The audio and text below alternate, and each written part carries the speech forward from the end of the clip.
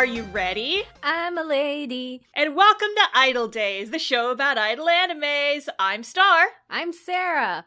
And Sarah, I'm so tired. Oh, has Cursed October taken you into its clutches, its evil grasp? Not just that, my cat is also just ferociously trying to eat my headphone cables. Ooh, I don't think that's very healthy. No, it's not, but she does not understand it. Anyway, this is not a cat podcast. This is not a podcast. It's a crabcast. It's Crabcast. It's a Welcome to clawcast. Crabcast. The clock. Well, Sarah, I'm sorry to disappoint you, but this show is not about cats well, sometimes it's about crabs, but not this time. Sometimes it could be about cats, too, to be honest. I'm sure there's... No! Okay. Today's episode is about samurai, Sarah. Oh, I see. Samurai-idols, if you will. Oh, it's the best title. It's the best title ever. So, in case you just started listening to this episode and you did not look at the title, my show for Cursed Idol October is Samurai Jam Bakumatsu Rock. So cool. Wow, what a cool name. Listen, cool is an adjective that is in the dictionary. I'm not sure it applies to this situation. I'm so excited. But yeah, so last episode, Sarah told you guys about a very cursed show, and now it is my turn to take up the Cursed Idol October mantle. And here's the thing about the show. I don't think it's cursed in the same way that Idol Project was, because Idol Project made me want to shoot myself into space. Like the idols. Like the idols did, yeah. Mm-hmm. This one just is weird. And there were a series of checks that went into making it. It had to get past a lot of barriers to get made into an anime. And I want to know what was going on in the pitch room when they were trying to, get this shit published. I'm so excited. So tell me about Samurai Bakumatsu Rock. Okay, well, first of all, Sarah, I found the synopsis that was written for this show on YouTube. Ooh. And I'm just going to read it for you now. Because that will tell you everything you need to know. Okay. Right around the middle of the 19th century, the dark overlords of the late Tokugawa shogunate ruled Japan with an iron fist. Because of this, the top idols in the Shinsengumi are ordered to sing only heaven songs to brainwash and subjugate the masses, making writing or singing any songs besides heaven songs a capital offense. Enter Sakamoto Ryoma and his masters of the martial art of rock. They must take charge as they change the old ways of a grumpy old guard while singing for what is good and just. So, I never took a formal Japanese history class, but this doesn't sound familiar. Okay, well that's the thing. Thank you for doing the segue for me, Sarah. I had to do so much historical research to contextualize the sheer bullshit that happens in this show. So I'm gonna need you to get out a pen and pencil and take some notes, because this is now a history podcast for the next, give me 3 minutes. So basically a lot of words just got thrown around in there. So for a long time, there was a time when Japan was ruled by a military police called the shogunate. Hire samurai. Hire a samurai. Yes, exactly. If you have seen the History of Japan video, you probably have a pretty good baseline. We're going to be making several references to that video during the course of this, I'm sure, so just buckle in. Anyway, yes, so the military police ruling was called the shogunate. The shogun is the person in charge. The shogun, I pronounced it weird. The shogun. Shogun! It's like a shotgun, but it's Shogun. just a dude. The shogun is the leader of Japan during the shogunate period. Anyway, so the Shinsengumi, translated to New Select Brigade, according to Wikipedia, was a special police force organized by the military government during Japan's Bakumatsu period, which was in the late Tokugawa shogunate, which was the time period this takes place in is mid-late 1800s. The Shinsengumi, the special police, were from 1863 to 1869. Nice. Nice. At least according to Wikipedia, which is where I got most of my facts from. This seems like about exactly the same time that rock music was big. Yeah, we're gonna get into that, Sarah. I have many thoughts and emotions about that as a concept, but anyway. So, also just fun facts. So, there were, like, several different shogunates, depending on who was, like, ruling at the time. The Tokugawa shogunate, I believe, was the last one before they switched governing styles. I might be wrong, but I think that is correct. And fun fact, Starla trivia, the first person in the Tokugawa shogunate was Tokugawa Ieyasu, who was actually from Shizuoka City, which is where I lived for 2 years, and we had statues of him near the train station, and they actually, like, there was a castle park that used to be his house, and we would, like, there would be events there all the time. I remember we saw the dig site when we went and visited Oh, you. yeah, that's right. I did take you guys there. Yeah, they were excavating it when we visited last. But yeah, so just fun trivia facts. And try and remember these fun trivia facts because they will be important later. Because here's the thing, Sarah, here's the thing about this show. A lot of the events and stuff in the show is based on actual samurai history, but just they slapped the iDOL logo on it. Incredible. And all of the characters are named after real people. I mean, I know about the Fate franchise, so this is probably not that far. Yeah, actually, a couple of the people in this, if you're familiar with Fate, you may recognize the names, because I guess, like, the Shinsengumi is, like, a very, very, very popular time period in Japanese history for, like, anime and drama recreations.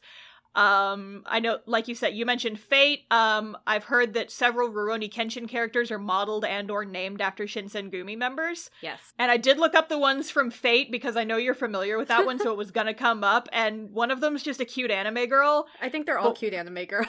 Like the ones you're gonna need to know for the series is Soji and Hijikata, and so I believe Soji was the one who's a cute anime girl, and I'm like, oh, but you're cute though. She's you know, everyone that was either an idol or a cute anime girl. Yeah, it's cute though.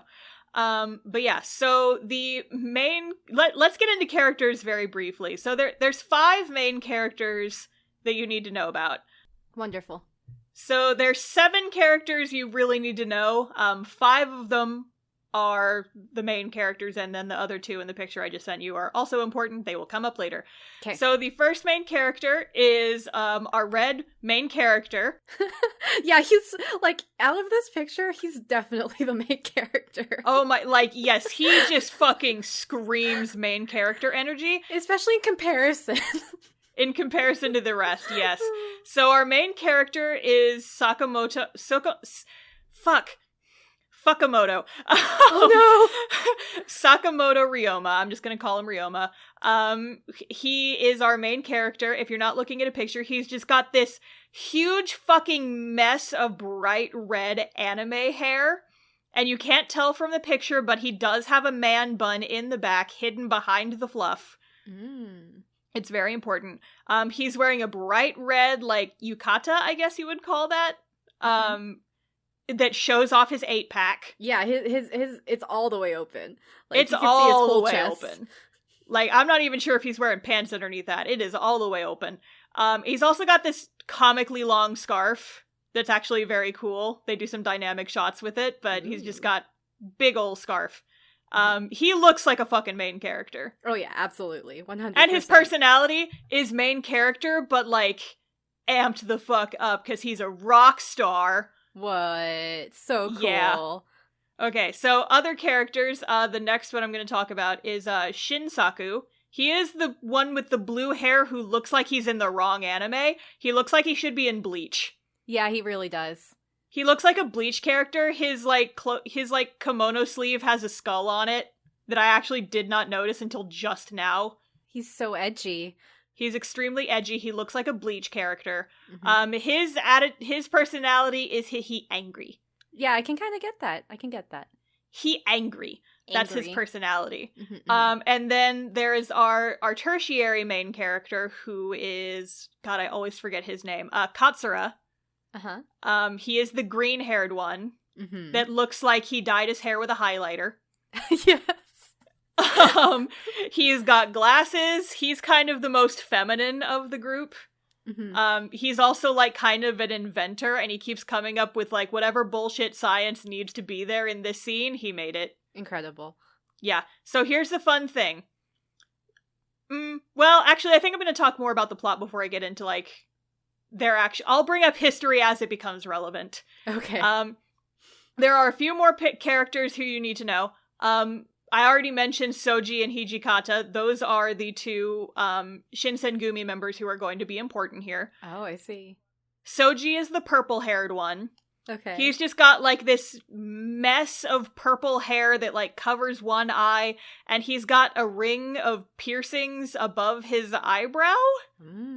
Just kind of makes a weird circle on his forehead. And Sarah, here's the thing about this character. Uh-huh. I have watched a few episodes of Naruto. Uh-huh. He looks like he should be in Naruto. Yeah, I could see that. Here's me throwing away my anime card. I've never watched Naruto. I've watched, like, the first arc of it when it was on Cartoon Network. I watched Naruto abridged way back in the day, but I never watched the show. We both have to throw away our anime weeb cards now. But yeah, no, so if you're not looking at a picture, so I know that later in Naruto, there are characters, like there's the group of bad guys who have like the black coats with the red clouds and stuff on them. Yes. I know that there's one of them that is a girl, and she has a similar hairstyle to this guy, if I remember correctly. They're cousins. And there is one that has just like a shit ton of facial piercings. They're the love child. I feel like somewhere in, like, they had a child and he dyed his hair lilac, and that's this character. And he that's became Soji. a Sensengumi. And he went backwards or forwards in time and became a Shinsengumi, but also a rock boy. Yep. I mean, this tracks, sure. And then there's one more character who is Hijikata. He looks like he should be in Code Geass. Yeah, you're right. Almost all the characters in this show look like they belong in different shows. They really do look like they belong in different shows. Incredible. But yeah, Hijikata is just like buff anime lad, like long spiky blonde hair, brown hair. Mm-hmm. He looks serious. Mm-hmm. He looks like he should be in Code Geass. Anyway, like Ryoma, the red hair, and Katsura, the green hair, I'm not sure what they're supposed to be from, but green hair kind of looks like he could be a Fire Emblem. He does look like he could be a Fire Emblem, but Fire Emblem's not an anime, Sarah. That's it's a fair. video game. That's true.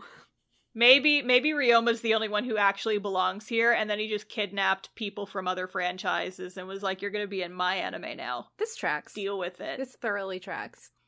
I just remembered the deal with it as a Naruto thing. We're moving on. So there are two more characters that you kind of need to know. I will talk about them when they become relevant. Ooh, mysterious. Because they are not our main boys. They're different boys. More different boys. Different boys. Anyway, so let's just jump right into it. Splish Episode splash. 1. Uh-huh. So Sarah, here's the thing.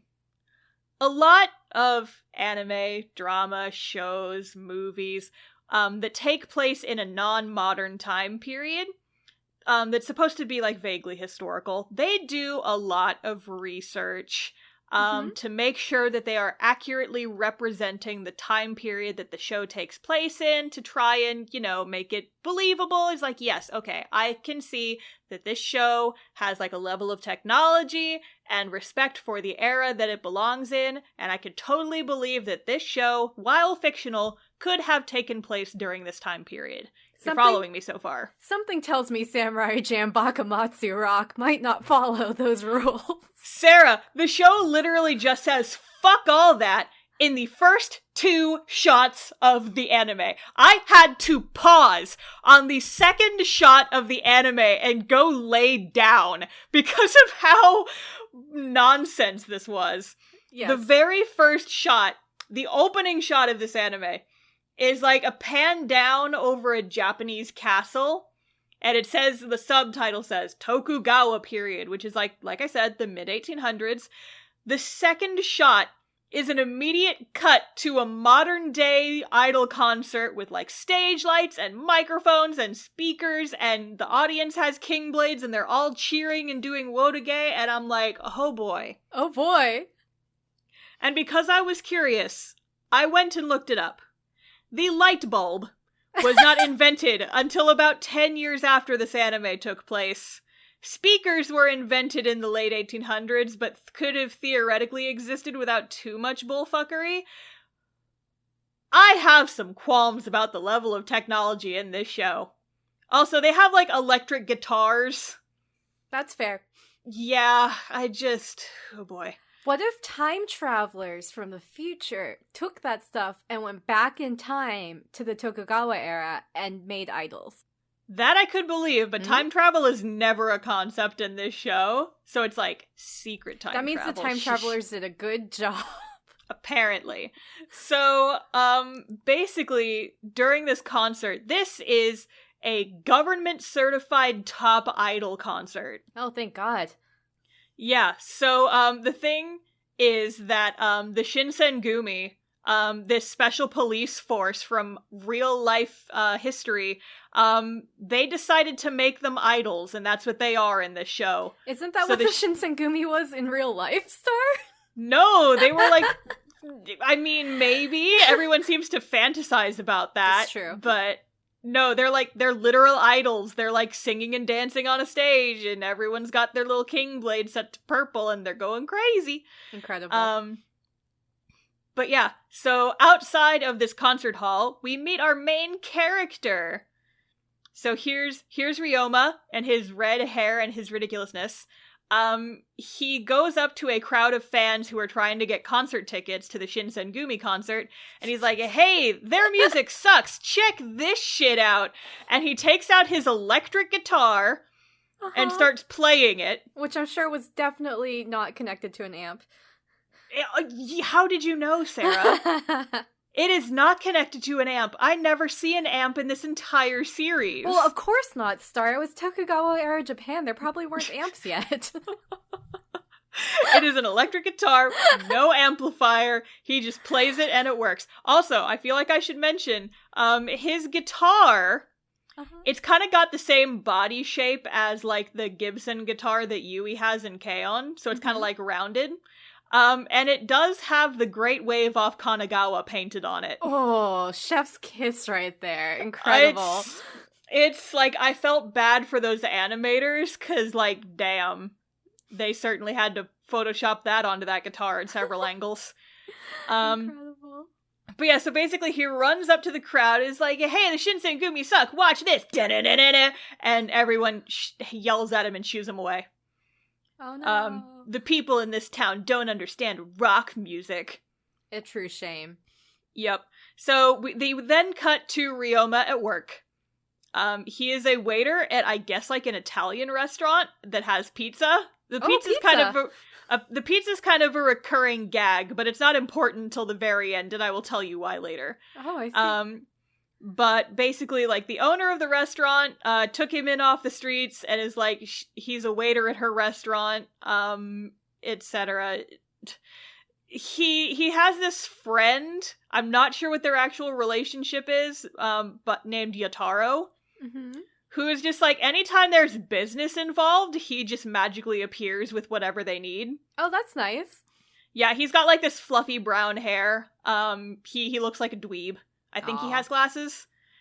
But basically, Ryoma says he's like, I want to be a musician.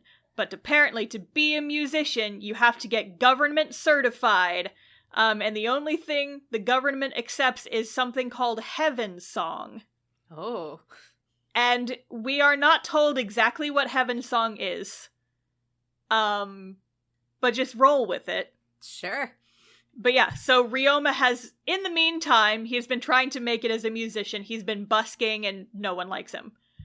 And so a direct quote from this scene is, In this era, the government's warriors sing. Warriors used to wear swords and inspire fear in us common folk. Now they sing and dance and are highly sought after. That is a direct quote that I took straight from the subtitles. This show is ridiculous. Well, I mean, I think that they took that quote from their Japanese history textbooks, because that sounds accurate to me.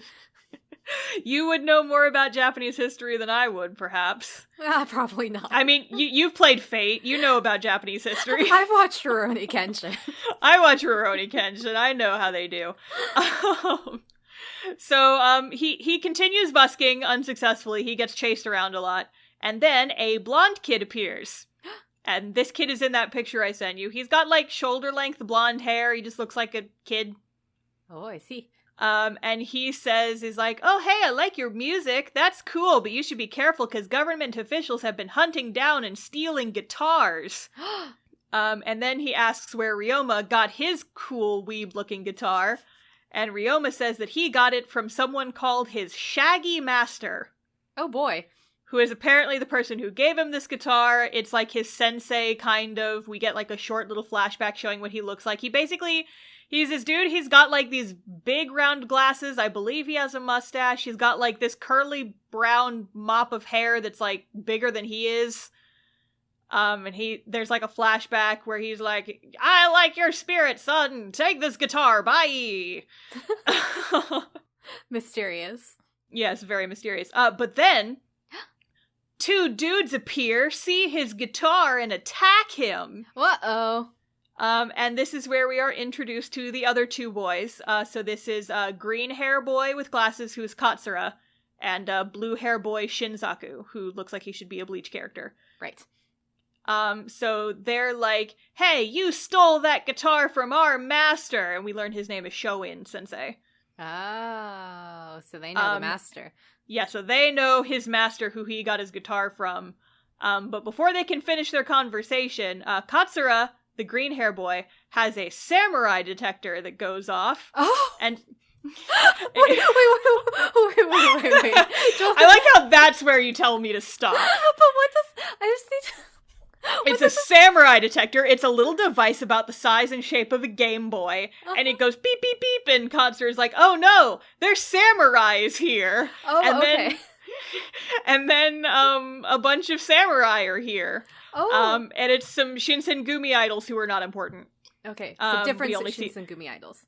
Yeah, so we are introduced to the Shinsengumi idols. You can tell they are Shinsengumi idols because they have gigantic white coats. Right. With, like, the zigzags on the sleeves that everyone because loves. they're Shinsengumi. Yeah, because that's kind of the look.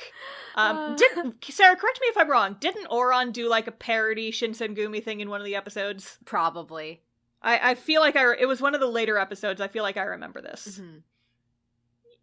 I need to go back and rewatch Oron now. We talk about it so much on our Idol podcast. It's true.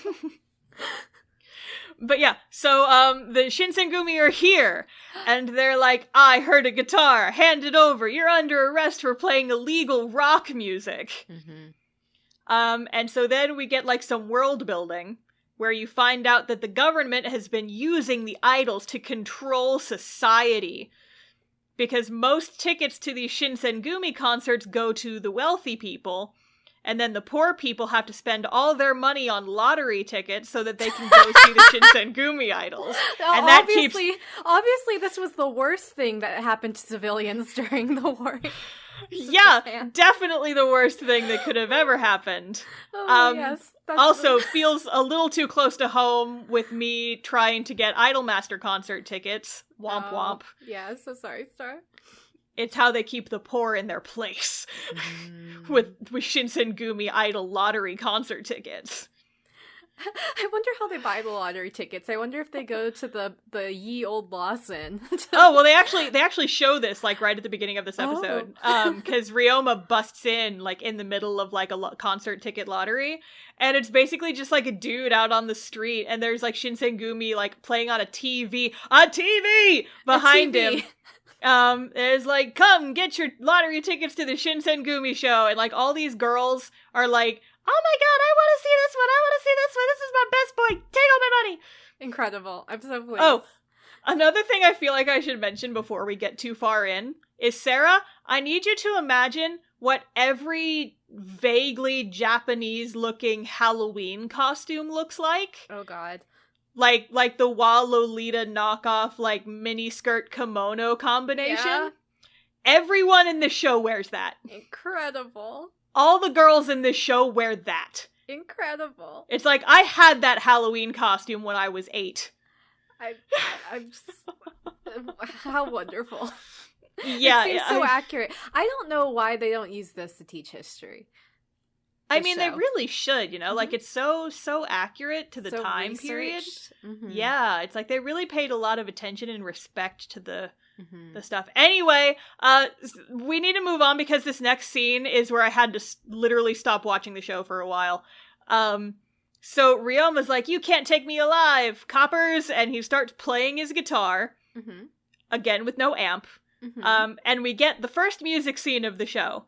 There's just, like, a lot of glitter flame backgrounds. And then, so you know how Ryoma has, like, all his titties out? Yeah. So a glowing crown-shaped tattoo appears on his chest. Uh-huh. And it shoots lasers out of it. Oh! And the lasers hit the other two rock boys. Uh-huh. And they're like, oh my god, what's happening? And then suddenly it's a magical boy transformation. Uh-huh. So Shinsaku magically gets a bass guitar, and Katsura, the green hair one, gets drums. Their shirts get ripped off dramatically by the magic and the lightning. Uh-huh. And then we get a lot of glittery shots of their 12 packs. Uh-huh. And then I wrote a subnote in my notes document that just says, what the fuck? So this not only sounds accurate to the time period, but also for how music is made. Yeah, I mean, I know that I personally, whenever I play the guitar too hard, my shirt just, like, flies off my body. And, sometimes I see someone's shirt fly off their body, and, you just gotta step away, because otherwise you might end up with a drumstick in your lap, and you're not ready for it.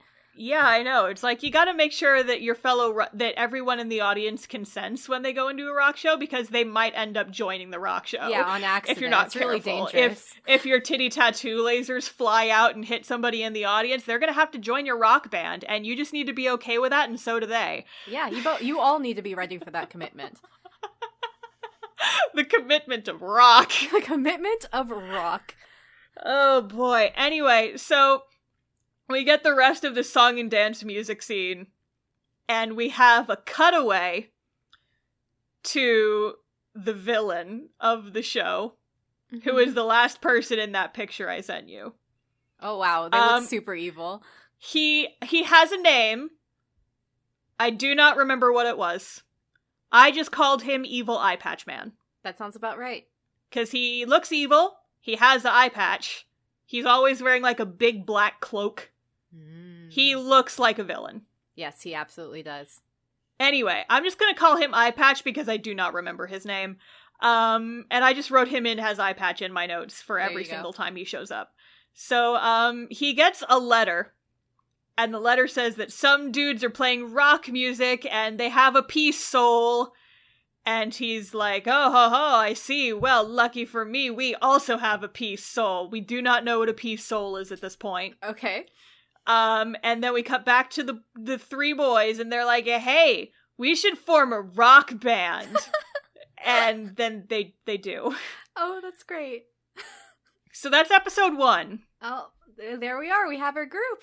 We have our rock boys group. And Sarah, here's the thing. This show is so dense. Like, so much happens in every single episode. And I'm not just saying that because I did watch the episodes at 1.5 speed. So I could watch it faster and get through it faster.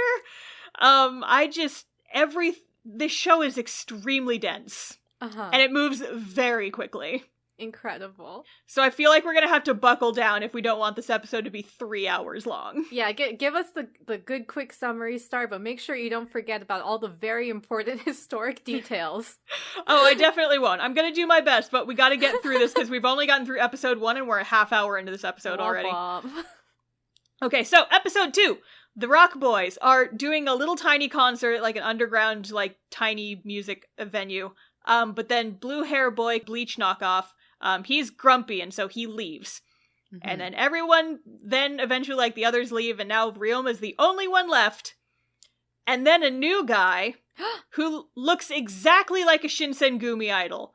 Like, he is wearing the uniform and everything. Appears in their concert hall. He's got, like, grayish-brown hair, like, kotori-colored hair. Mm-hmm. He's got these big scars on his face. Uh-oh. And he says, I've been looking for the new hit rock idols. Also, hey, your bass player, blue hair moody boy, he's got skills, but he's got no passion. You should go to a Shinsengumi show and check it out, because they're the real deal. By the way, I'm totally not in the Shinsengumi. Bye! Bye! Yep. So then we have a scene with Evil Eye Patch again, and he's doing a villainous monologue. He's like, all 5 of the peace souls will gather in Kyoto. The one we have will follow my orders, and then it will draw all the other peace souls to it, and then we will be powerful. Nyek, nyek, nyek. All right, Again. so something, peace soul, something, power. Yes, well, don't worry, Sarah. We are about to find out what a peace soul is. Oh, thank God. Yeah, so we cut back to the boys hanging out at the restaurant where Ryoma works. And we find out that peace souls are pieces of something called the Ultra Soul. Oh.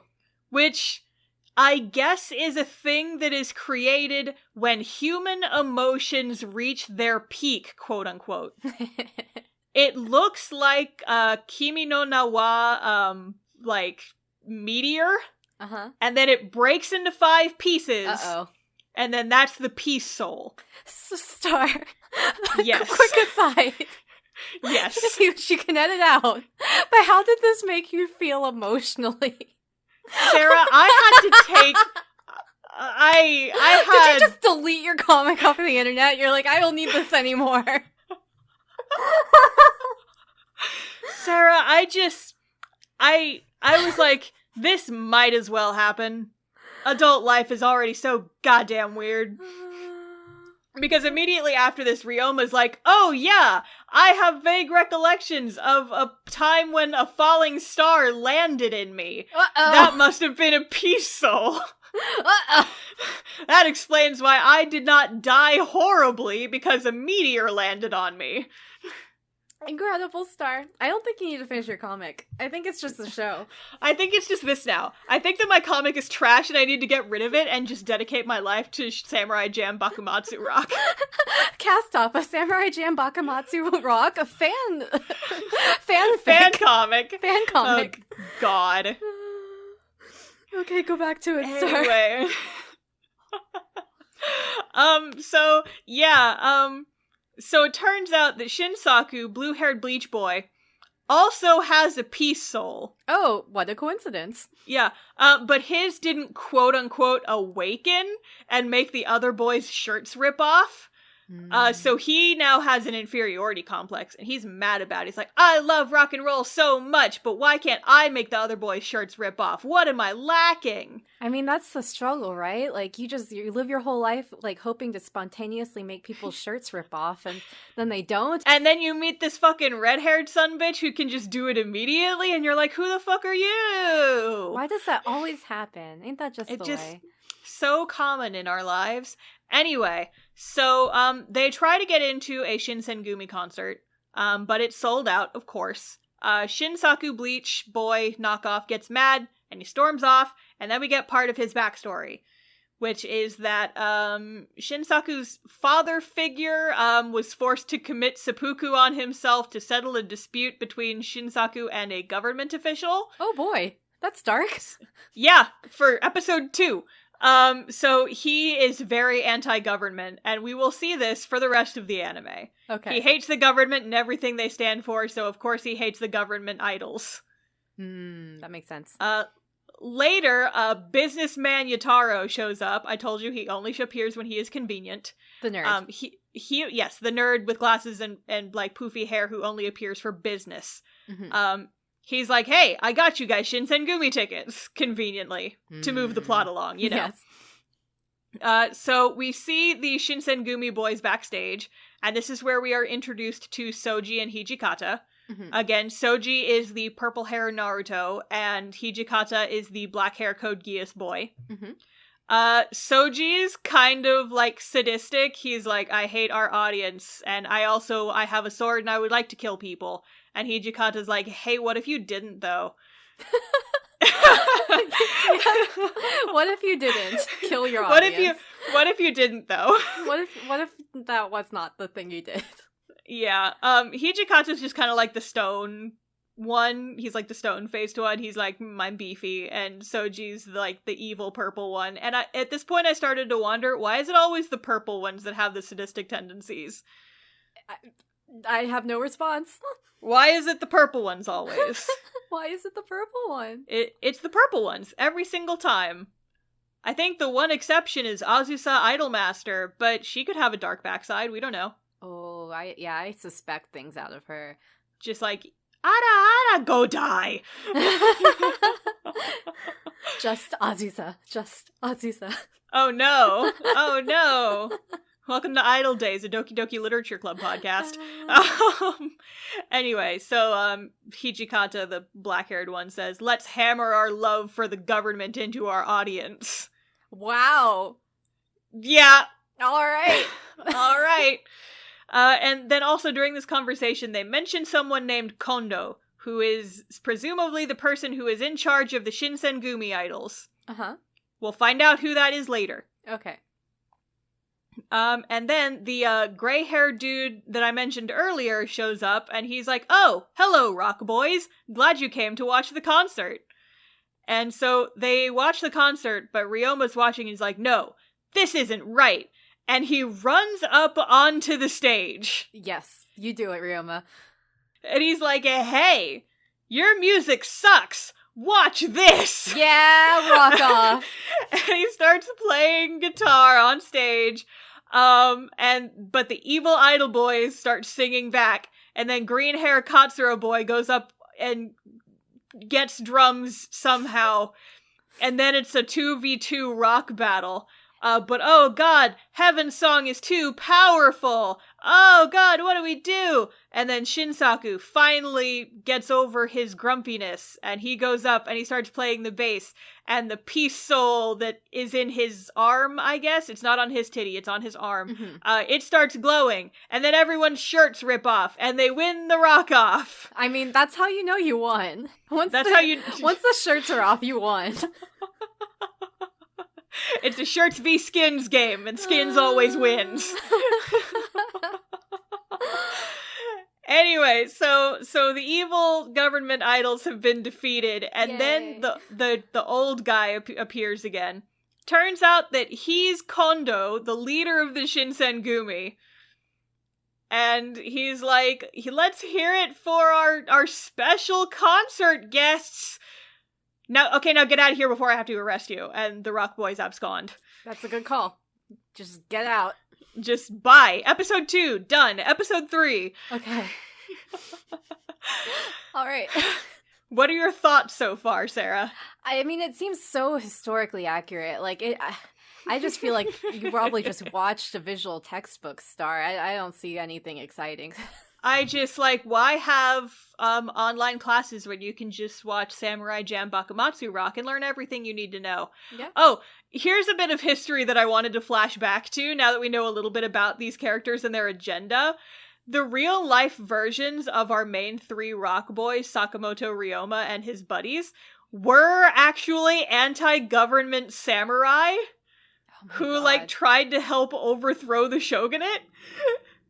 So... this just makes me so happy on such a deep level. I absolutely love it. And it was about this point when I realized this is anime Hamilton. Oh my god! This is the anime Japanese history version of Hamilton. It's anime Hamilton. There's even music. They both came out in 2014. They are both kinda sorta musicals. They both cover events that took place vaguely in the 1800s. It's anime Hamilton, Sarah. I'm so happy. Are you gonna cry? This just gives me so much joy. I'm trying to hold in a giggle. Don't hold that shit in. You'll explode by Yep, the end of this that's episode fair. if you try and hold in the giggles. Anyway, episode 3. The Rock Boys, which is how I'm going to refer to our trio from now on. Do they have a name? Like, does their group have a They name? get a name in, like, the last episode. Okay, gotcha. So I'm just going to call them Rock Boys for now. Mm-hmm. So they are reading a newspaper, and they find out that live music venues in Tokyo that play things that aren't Heaven's Song are being shut down. Ooh. But at this point, we still don't know exactly what Heaven's Song is. They have not explained it. I mean, we just got to open our history textbooks to know. Yeah, just Google that shit. Mm-hmm. That's probably some, like, vague history reference. But yeah, like, at this point I was confused. I'm like, is it a genre? Is it an actual, like, is it like the title of a song? I don't know what this Heaven Song is that they keep talking about. But apparently all music that is not Heaven Song is banned, especially rock music. Yep. But then Ryoma's boss comes out and is like, hey, I made you guys some cool merch. But none of it sold, so now you guys owe me a lot of money. So wait, what's their merch like? It's like fans with their... It's the same type of shit you would see at like an actual modern day iDOL concert. It's like fans and light sticks. T-shirts? Yeah, definitely t-shirts. I love it. Yep. So now they're in debt. Business friend Yataro conveniently appears and says, hey, I got you guys a job working as stage helpers at a Shinsengumi concert. All right. So that's that. That's where we spend the rest of the episode. We cut to like a TV broadcast of Scar's guy from the last episode, Kondo, who is the leader of the Shinsengumi, and he is being interviewed about how he kind of made his idols. Turns out he used to be a member of a smaller group that built up and turned into the current Shinsengumi, and this actually does tie in with, like, the actual history around this person. Because it's a completely accurate depiction of what happened. Exactly. It's a completely perfectly accurate depiction of the Shinsengumi and their history. Mm-hmm. Just add idols into it. It's like the Powerpuff Girls where they were like, sugar, spice, everything nice, but suddenly Chemical X, blah! That's this show. But it's like Japanese history, Shinsengumi, oh god, we poured idols into it. Ah! Star, what are you talking about? There always were idols. Yeah, I mean, yeah, that's fair. Mhm. You make a valid point. Sarah is our local Japanese history expert, and she will obviously. tell us everything that we need to know about the history of the Shinsengumi idols. I mean, I watched the History of Japan video, and I've watched Rurouni Kenshin, and I've watched Samurai Champloo. So basically... You basically just, like, you got your everything. undergrad. You I got your know. undergrad in Japanese history just by watching those 3 pieces of media. Yep. Hire a samurai. Hire a samurai. Anyway, so the Rock Boys watch the Shinsengumi members practice, and then they get assigned to work at a merch table, and a lot of their merch sells out immediately, and that's just basically gives you an idea that the Shinsengumi are really freaking popular. Mm-hmm. But then we cut to the actual concert. The Rock Boys are watching from backstage, and Ryoma's like, wow, it's taking a long time for the Shinsengumi boys to come out and actually do their show. Hey, let's do a rock concert right now while we wait for them. So that won't get them in trouble. No, they run on stage, and they start doing a rock concert, and everyone boos them off stage and throws their glow sticks at them. Oh, at least they get free king blades. Right? So then, cut to backstage, they're being scolded by one of the people as Hijikata and Soji walk by, the 2 edgy idols we introduced in the last episode. Mm-hmm. And Soji's like, oh, hey, you're the ones who messed with our concert the other day. I'ma kill y'all now. And he, like, takes a sword out. But then Kondo, the old guy with the scars, leader of the Shinsengumi, steps in. He's like, no, don't kill a man right now, Soji. Hey, thanks for helping out at our show. Do you guys want to join the Shinsengumi? Oh my god. And Ryoma's like, nah, I want to make my own music, even though that's totally illegal in this society, and you are the leader of the secret police. I'm going to tell that to you right now. All right. Anyway. Yep. This show just doesn't care most of the time. I'm so pleased. But yeah, so then we get the Shinsengumi concert scene. At one point, it devolves into a lightsaber duel. This tracks. Yeah, and the Rock Boys are just kind of like watching and they're like, wow, they're so passionate. But literally nothing is different from the previous episode, so I'm not sure what changed here. Amazing. Like, I'm pretty sure it's the same song they played in the last God. episode. Like, there's nothing different. But in episode 2, they weren't being passionate enough, and it deserved to be interrupted by rock lads. Mm-hmm. In episode 3, it's the exact same shit, but now Ryoma acknowledges their passion and does not interrupt their live show. I see. Anyway, that's episode 3. Uh-huh. Episode 4. Okay.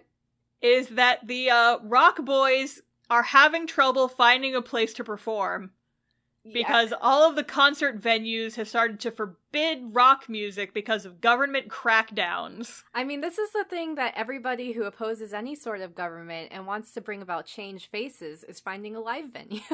Yes, well, you know what their solution to finding a live venue is, Sarah? What is it, Star? Bathhouse episode! Oh my god, do they do rock in a bathhouse? Have you ever, I forget what the title of the book is, but I had a picture book when I was a kid that my parents used to read to me before bedtime that was like, let's do XYZ activity in the tub. It's like the king in the tub or some shit. Oh my god. And they're like, we have to strategize for our upcoming battle, and the king's like, we can do that in the bathtub. And he like brings all of his war figurines into the bathtub with him, and there's just like stuff everywhere. This is that. I've never heard of that children's book, but it does sound like that, yes. Like 3 people in our audience who recognize this book know exactly what I'm talking about. The rest of them are completely unclear. I recommend you go look it up. It's wild, but that's basically this episode. Sounds about right. This episode with a mix of dumb testosterone bullshit. Because so basically they get tired of being chased around by samurai, and Ryoma's like, hey, let's go do a bathhouse episode. And then Katsura, green hair, he's like, nah, I'm gonna go do something else. You guys go have fun. So the other 2 boys, blue hair bleach knockoff Shinsaku and Ryoma red hair energy boy, they go to a bathhouse, realize it's huge and has really good acoustics, and they were like, oh my god, let's do a bath concert! Amazing. Exactly what they should do. So they asked to do a concert, and the business owner says no. Because of course he does. Yes. But then sense. Yataro business lad is there. Oh, the nerd. And the convenient business lad, and he business talks his way into getting them to be able to do a concert in the bathhouse. Sure. Yeah, conveniently, the Shinsengumi boys are also here, and they overhear this conversation, and they're like, So then the boys get back together for practice. Hey, Star. Yeah? Hey, Star, while they're in the bathhouse, are they necky? I mean, yeah. What? They're gonna do a naked concert? I mean, listen, we'll get to that at the end of me describing this episode. But I mean, you're foreshadowing here. You're getting ahead of me. So Katsura, the green-haired drummer, is still acting kind of weird. He ends up leaving practice, and Shinsaku's really worried. He's like, he doesn't usually act like this. And Ryoma's like, oh my god, what if he hates me now because I invited him to a bathhouse and he has a small dick? Whoa, okay. And he's embarrassed, so he doesn't want to be seen without his pants on in front of people. That's clearly what the problem here is. And I should note, they do not ever say the word dick, they say thing. He's like, what if he's got a small thing? Mm-hmm. Which is, like, almost worse. It is almost worse, yes. Yep. Meanwhile, word about their concert in the bathhouse starts to get out, and then the Shinsengumi show up, and they steal all their Rock Boy merch. And they're like, this is forbidden merch. Bye! Oh. But Ryoma's response is, they can take our merch, but they can't take our spirit. Yeehaw. Yeah, but how are they gonna make that good Rock Boy money? I guess they made new merch. Oh, that makes sense. Yeah, so cut to the concert day, but Katsura is still acting weird. And he's like, maybe we should cancel this concert, despite the fact that we are on stage right now. And then Shinsaku's like, yeah, I can't get into the groove when the drums are off. Uh-huh. And then, conveniently, like, a curtain opens behind them, and the Shinsengumi boys are in a bath backstage. Oh! And they're like, haha, y'all suck, you can't play music, nah. Also, I should mention it's like a wine bath. Oh, so like the water's red.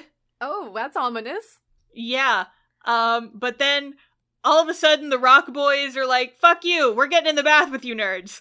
And so they get naked, and then they're all naked in the bath except Katsura, because he doesn't want to take his clothes off.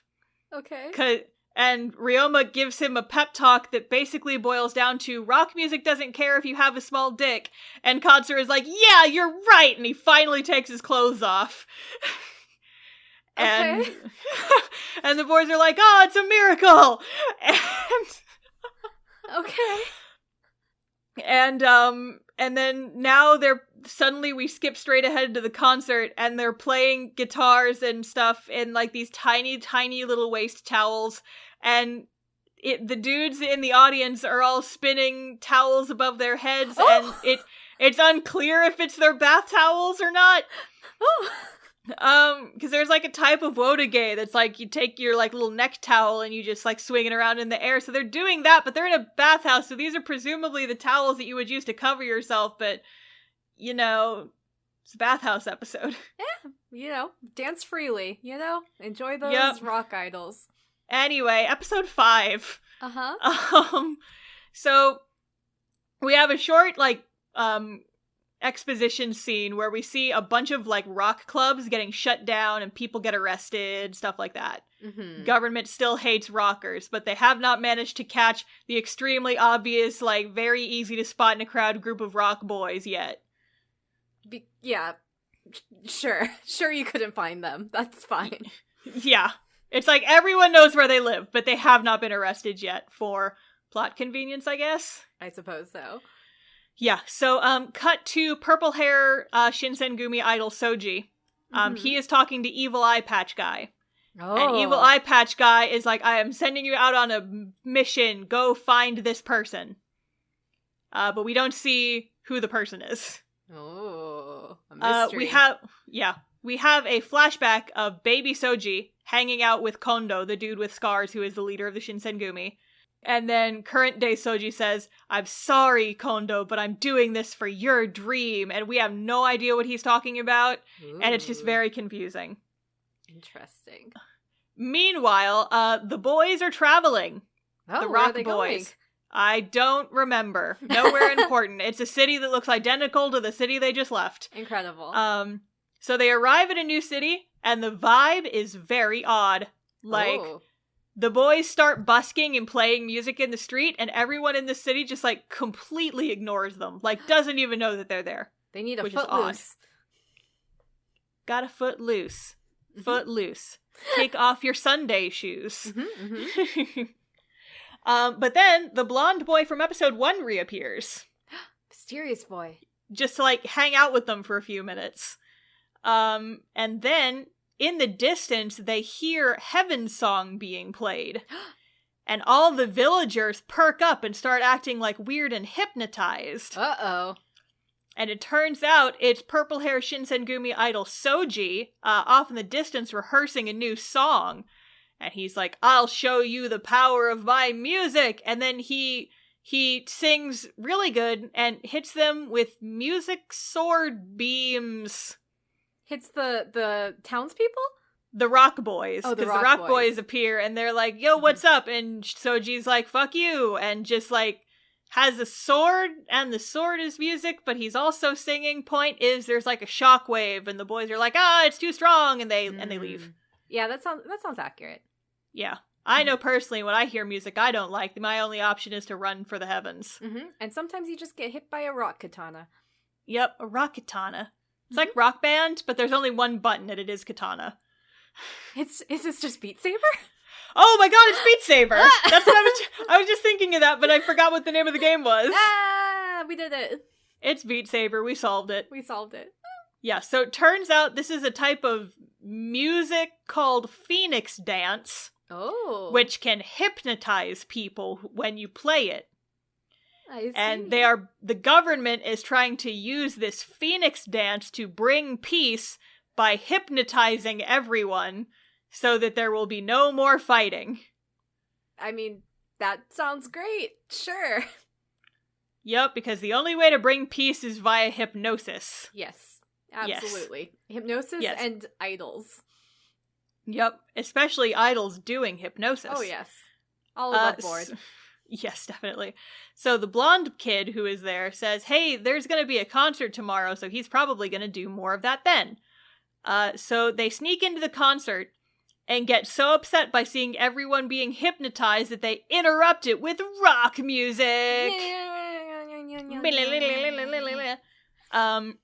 So Soji, purple hair boy, attacks them with sword beams. Again! Like think about Link from Smash Bros. And how, like, when he swings his sword, sometimes the little slash beams go out. Uh-huh. Imagine that, but they're purple, and they, like, are breaking stage equipment. Oh. And,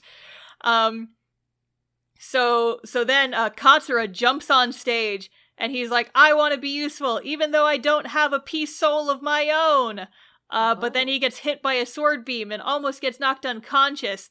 And then he's watching his friends get beaten up. But he gets back on the drum kit. And then the other boys join in. And then it turns out that Katsura does have a peace soul. And his peace soul tattoo starts glowing. And all the boys rip their shirts off again. So I guess he did have one. It's unclear what happened exactly. So does that mean the bad guys have 2 peace souls then? Yeah, presumably. Uh-oh. Because the Rock Boys have the first 3, and there are theoretically 5. Uh-oh. So, I wonder, really truly wonder who the last 2 could be. A mystery. A mystery. But yeah, so basically they rock so hard that the audience is unhypnotized. Good. That's wonderful. And that's the end of episode 5. Episode 6. Uh-huh. Evil Eye Patch is mad that Rock Boys keep ruining his plans. Would have gotten away with it too if it wasn't for your rock and roll. For you meddling kids and your rock and roll music. But yeah, so we cut back to Ryoma, our main character. He's at work, but he has the sneaking suspicion that someone is following him. Uh-oh. Turns out a lot of people are following him, and he basically has the Secret Service surveying him 24/7. And they're not even doing a very good job of hiding themselves. They're like half in the doorway of his restaurant, just like looking at him, and he's like, I feel like someone's watching me. Incredible. I mean, he was born to rock, not to observe. Basically. Did not pass the perception check. No. Nat 1. Nat 1, yes. I feel like someone wants to sell me something. Turns around and they're gone. Anyway, we cut to Evil Eye Patch. And he is hanging out with Soji, the purple hair one. Mm-hmm.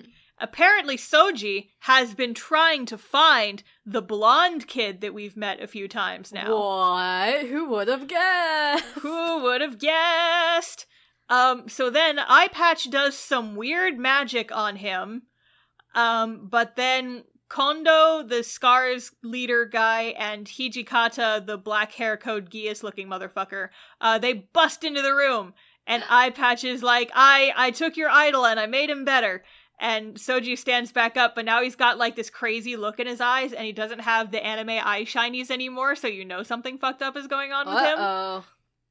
And he's like coughing blood out of his mouth, but he's like, I'm the ultimate idol now. And he like breaks into song and starts singing, and there's like all these like magic special effects going blur blur blur blur blur around him. Going like what star? Can you say it again? Going like blur blur blur blur blur around him. I knew you were gonna ask me to do that, so I like gave a pause, and I'm like, okay, she's gonna ask me to do it any second now. Okay, third time, go. Blur blur blur blur blur. I lost my spot in my notes. Notes just go like for blah blah blah blah blah. Blah blah blah blah blah. But yeah, and Kondo, leader guy, is like, no, Soji, this isn't your music. What have you done to him? No. Mm-hmm. But then Soji's purple sword laser magic knocks them unconscious. Oh no. And he takes him out. He's out of control. Yep. So we don't need to worry about those two characters ever again. Goodbye. Goodbye. Sayonara, motherfuckers. So then we cut back to the Rock Boys, and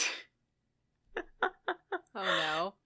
They get an invite to perform at a concert at a castle.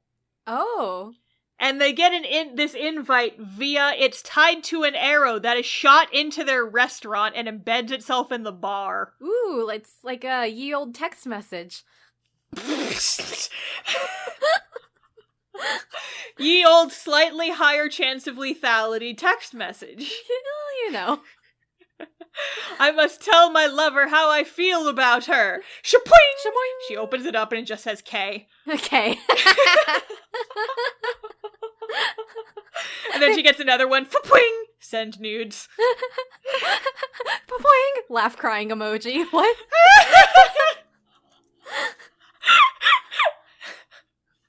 Shit. This is how we should bring this back. We should bring back the bow and arrow form of text messages. Oh yes, because that was definitely how people definitely send messages. That's how they did it in Romeo and Juliet. They were like, what soft, what light through yonder window breaks, and she gets shot with an arrow and dies. That sounds about right. I know my Shakespeare. I know my Japanese history and my Shakespeare. I've also seen Romeo x Juliet, so... Uh-oh. Oh no! Another extremely historically accurate anime. Oh, and definitely authentic to what Shakespeare envisioned. Oh, absolutely. Anyway, so everyone's like, this bow and arrow text message invite is definitely a trap. Mm-hmm. But Ryoma's like, we should do it anyway, because the plot needs to happen this episode. Mm-hmm. So the Rock Boys are on stage for the concert, and Eye Patch is, like, at the back of the audience, like, up on this pedestal. He's like, yes, Rock Boys, play some rock music for us. Meow, meow, meow. And the crowd boos them. But they start playing their music, and the crowd slowly, like, warms up to it. They're like, oh, okay, this is kind of nice. I can vibe to this. Mm-hmm.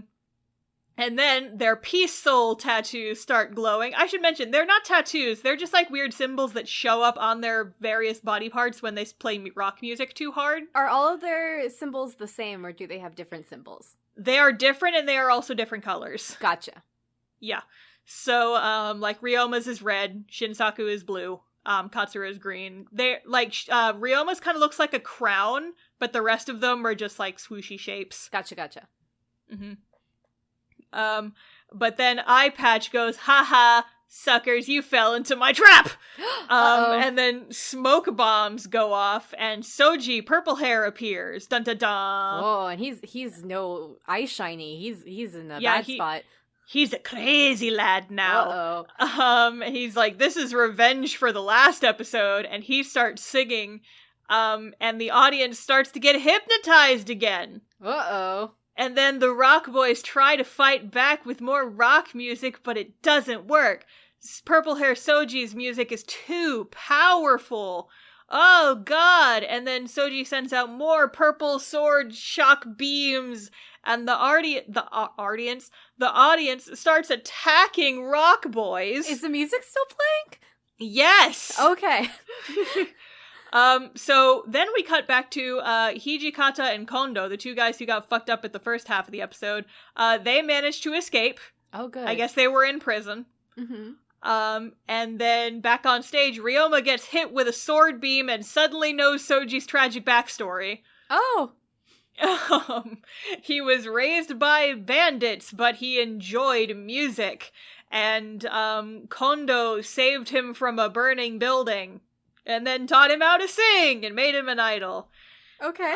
When he was but a young boy. Uh-huh. And so Hijikata and Kondo get to the stage and they're trying to snap Soji out of it. And then he hugs Soji. And then the Peace Soul shows up on Soji's back. And it's Burple. Uh-oh. Anyway, so Kondo is like trying to snap Soji out of it, and he does snap out of it, and then Kondo dies. Oh, rip. 'Cause I guess he died. It's really unclear. And so, turns out that Kondo also had a peace soul. Oh, so My math might be off, but I think there's been more than 5. No. Hijikata doesn't have one. Kondo has one. Kondo. Gotcha. But it flies out of Kondo's body when he dies, and it goes into Hijikata instead. Oh, there we go. So you had the math formula wrong, but you got the right answer anyway. See, I didn't realize he didn't have one. Yeah. But now he does, so yay! Now he does, so you've done it. You've got a correct answer on your math test. There's 5. And then so Soji's been snapped out of it. Kondo's dead, I guess. So the two Shinsengumi boys start singing together angrily at Eye Patch, and they're like, "You suck, Eye Patch." The audience is unhypnotized. Eye Patch tries to use the same spell to hypnotize Soji again, but then the blonde kid appears suddenly and stops him. And then he vanishes. Oh. And Eye Patch is like, contemplative. Who is this? And then Ryoma is pissed that Kondo died because he was actually he was in the Shinsengumi, but he was kind of nice. Mm-hmm. And Ryoma's mad. He's like, Eye Patch dude, you suck and I hate Heaven's Song. Yeah. Episode 7. Okay. Alright. So, we start with Soji and Hijikata, the two Shinsen boys. They go to Kondo's funeral. Oh. Apparently he's actually dead. Yeah, no, he's actually dead. Okay. He died. He is rip. Gonzo. Goodbye. Rip in pepperonis. Gonzo Kondo. Sarah, no. Sorry, yes. Anyway, so apparently these two Shinsengumi boys and the Rock boys were blamed for Kondo's death. And the current Shinsengumi members who are not R2, now renegade boys, shoo them off. And then the two Shinsengumi boys go to Rock Boy's house. Oh. And they're like, hey, so our old manager sucks. Can we join your rock band? And by manager, do they mean the Emperor? They mean the Eye Patch dude. Oh, Eye Patch dude. How far up the shogunate chain are we going here? Yeah, so they're like, Eye Patch dude sucks and we hate him now. Can we join your rock group and try and overthrow the iDOL government? Uh-huh. And Shinsaku, Bleach Boy, is like, no! But Ryoma's like, yeah. Shinsaku does not like this, though. He's like, they can't join us because the Shinsengumi attacked our master, who is the Shaggy Master who has been mentioned a handful of times. Mm-hmm. But Ryoma's like, hey, listen, we've all got peace souls, so, it'll probably work out. I feel like the plot's telling us that we should make a rock band together. Something is telling me the plot wants us to join each other. Yeah, I feel like we all have these magical boy titty symbols. Mm-hmm. We should do something about that. And Sarah, I feel like this part is where I feel like you're extremely going to like this next part. Okay, I'm so excited. Not because of what happens, but because of a new character that we are introduced to. Oh. So we cut to the Rock Boys, just the 3 of them. Mm-hmm. And they are doing a concert out on the street, trying to shake things up and loosen the Shinsengumi's grip on the city. Mm-hmm. And a new stranger in a hat appears. Oh. And Sarah, this dude has a name. Uh-huh. I believe it is Kai something. Uh-huh. I am not going to call him that. Uh-huh. I am going to call him either Hat Man or Garbage Man, because he looks like Sarah, he looks identical to the trash man from Final Fantasy 15. What? He looks exactly like Arden from Final Fantasy 15, has the same hat, the same flippy hair. I've got 2 pictures of them side by side. They are the same person. It's Arden. He's got the red scarf, he's got the dark colored coat. I'm gonna send you the screen cap side by side. I'm so excited. He's another one from a different franchise. He's another person from a different franchise! Incredible. Look at him! It's Arden! Before he dyed his hair. Yeah, it's the trash man. It's the trash man. Trash man is here, and he is ready to party. He's not a terribly important character, but the important thing is that he is here now. We have Arden in this anime. We have Arden in this anime. I guess he has another non-anime character stolen, so we have Fire Emblem and Final Fantasy 15. They are borrowing characters from. Yes, seems about right. So Hatman shows up. Hatman, totally not Arden Azunia, appears, but then the Rock Boys get chased off by the Shinsengumi. Yeah, you know. So the Rock Boys are now officially in hiding, back at the same restaurant that they are always in. I wonder if they'll ever be found. It's truly a mystery. I wonder if anyone will ever realize that they always are hiding in the same place. Listen, the logic leaps that need Incredible. to be taken in this show. But only a few, because the rest is so accurate. So historically accurate. Anyway, so business hair Yataro appears again. Conveniently, because he has business. I bet he's the secret 6th samurai Bakumatsu rock soul. Well, we'll see. We'll see. He finds and brings them a flyer that their so-called Shaggy Master, the dude who gave Ryoma his guitar and the teacher of the other 2 Rock Boys, is apparently in town and he is doing a concert. He should send them an arrow text message. Yeah, no, he does not bother with the arrow text message. He just walks up and gives them a piece of paper. The inferior form of text That's messaging, like snail mail, basically. That's like sending an email. Yeah. Everybody knows that bow and arrow mail is the way of the future. Pew, pew, pew. Like, listen, someone sends you a text you don't like, you can just slightly misaim the arrow, and then it's manslaughter. And they can't prove anything.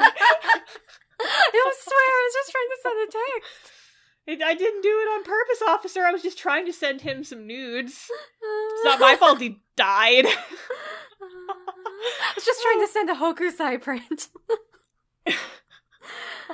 Which is also nudes. I was just trying to send him some of my famous spaghetti. The best nudes. So continue, Star. I forgot where we were. Anyway, yeah, so they find out that their so-called Shaggy Master, his name is Shoin, but they kind of go back and forth with what they call him. Turns out, like, they weren't even sure if he was alive, but now it turns out he is here, and he's doing a concert in their city, and they're like, "Buh?" Oh. And again, they think, this is probably a trap. Let's go anyway. Sure, yeah. So, Hatman is at this concert. Arden Azunia from Final Fantasy 15. He approaches the Rock Boys, and he's like, "Hey, I'm a friend of your master." And then we cut to the master Shoin. He's on stage, and the boys are so excited. They're like, "Wow, it really is him. He's alive." But it turns out he's being controlled by Eye Patch. Whoa, would have guessed? And he starts playing Heaven's Song. Oh. And everyone in the audience is being hypnotized. So God! Is Heaven's Song just hypnotism music then? Close. Still unclear. Gotcha. Still unclear. Still has not been explained to us what exactly Heaven's Song is. Great. It will be explained. Oh. Eventually. Not yet. But not now. But suddenly, Soji is here. The purple hair one. And he is on a flying horse. And he has magic purple wings. Oh. And he flies over the audience and starts singing. Not gonna lie, that's really rock and roll. It's very rock and roll. And then we just forget that just happened. And he appears in front of the Rock Boys. And the Rock Boys are trying to talk to Shoin, their master. And he's like, "You have to release me from my curse. He's hypnotizing me. I can't go on any further." But Hatman, Arden Azunia, says, "If you want to release his soul, his body will disappear. But it's what he wants. You have to free him from this curse." Okay. Yeah, and then, Sarah, I just need you to strap the fuck in because it gets exponentially weirder every single episode from here on out. I'm so excited. So the Rock Boys are like, "Okay, let's rock, boys. And so the rock boys, there's a rock battle ensues. But the Heaven song music is too strong. And the ex-Shinsengumi boys, Hijikata and Soji, are like, if we want to break the effects of Heaven song hypnosis, we have to rock with them! We have to join the rock band! Uh-huh. We have to be in a marching band. That is my second SpongeBob joke of the episode. So then, they, similar to how the Rock Boys got their instruments in the first episode, Hijikata suddenly gets a guitar and Soji gets a keyboard, and then all of their shirts get ripped off. Hell yeah! And Sarah, this is the that one video I sent you that I told you not to watch and then you watched anyway but had no context for. Thank you for this context. It's better than I could have imagined. You're welcome. Now you have context for just the gratuitous shirt ripping off titty explosion. Incredible. Yeah. So all of their shirts rip off and they finish playing their music, and then Shoin, the master dude, he's up on stage. And he starts glowing and turning into glitter. And he's like, ah, yes, my soul has been freed. You're all proper rockers now. And he disappears into the sky. I mean, that's pretty badass. What a way to go. What a fucking way to go. Listen, if I die, I want to go out in, like, an explosion of glitter. I mean, that's pretty... it's on, like, the glam rock side of things, but it's pretty good. I mean, it was a very anime death, but, like, at the same time, if I had to choose a way to go, I would want it to be that. I would want to go out in a rock battle and then, like, get turned into glitter and disappear into the sky. Yeah, absolutely. Incredible. I want my ashes made into glitter that I can then throw on my enemies in the afterlife. Anyway, so the Rock Boys are sad, of course, because their master just turned into glitter and got whisked away in the wind. But the Shinsengumi boys have now officially joined the rock band. Sure. Da-da-da-da! Sure. That's fine. Shinsengumi idols have joined the party. I accept this. Are they still wearing the Shinsengumi outfits during all, like, during Of course they are. Wonderful.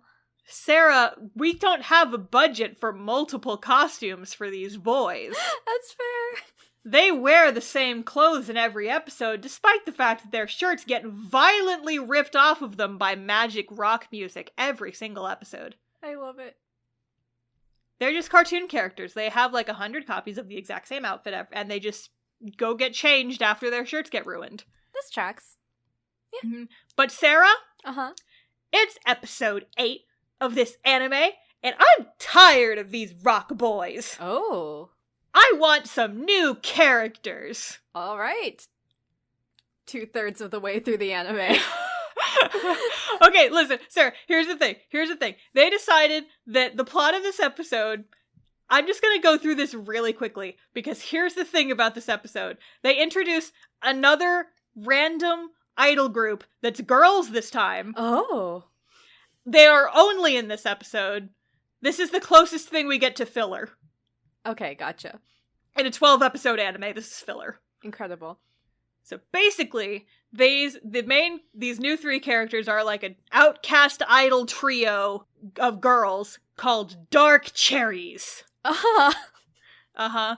So I'm not even gonna bother describing what they look like because you don't even need to know. They're titties out anime characters, basically. Uh-huh. Like, there's one who has like a little cat ear headband. There's one that's like got brown hair, big titties, and there's like a purple hair moon princess looking one. Mm-hmm. With a ponytail. You don't need to know their names. They are not important. They're only in this one episode. Anyway, so they are government-sanctioned idols, but they suck and no one likes them. So their last chance, quote-unquote, to succeed as idols is that they are given a mission from Evil Eye Patch Guy to take out the Rock Boys. Yes, it seems very much, we need one more episode. Oh, heck. Oh, gosh. Yeah, that's basically what this is. So they undercover get hired as part-timers at the Rock Boys restaurant. They try to think up weird ways to kill the boys, and they fail miserably each time. They should have just sent a text message. Send nudes. Fa-pwing! But yeah, so they try to kill the boys in several strange ways. They fail every single time. Later, the boys are at a rehearsal. The girls are watching them from the rafters, but then they get caught and admit to the boys that they were assassins. They cry about the fact that they are not successful, and Ryoma's like, well, show us what you can do. Turns out they suck really bad. Yep. They suck so bad that the rock boys are like, well, you can't rock with us, but why don't you try and go to America instead? Oh. And so the last we see of the Dark Cherries girls is them getting into a rowboat and going to America. I'm sure they'll be fine. The last thing we see of them is their boat disappearing over the waves as one of them asks, which way is America? That's a pretty good joke. We never see them again. Nice. Episode 9. Okay.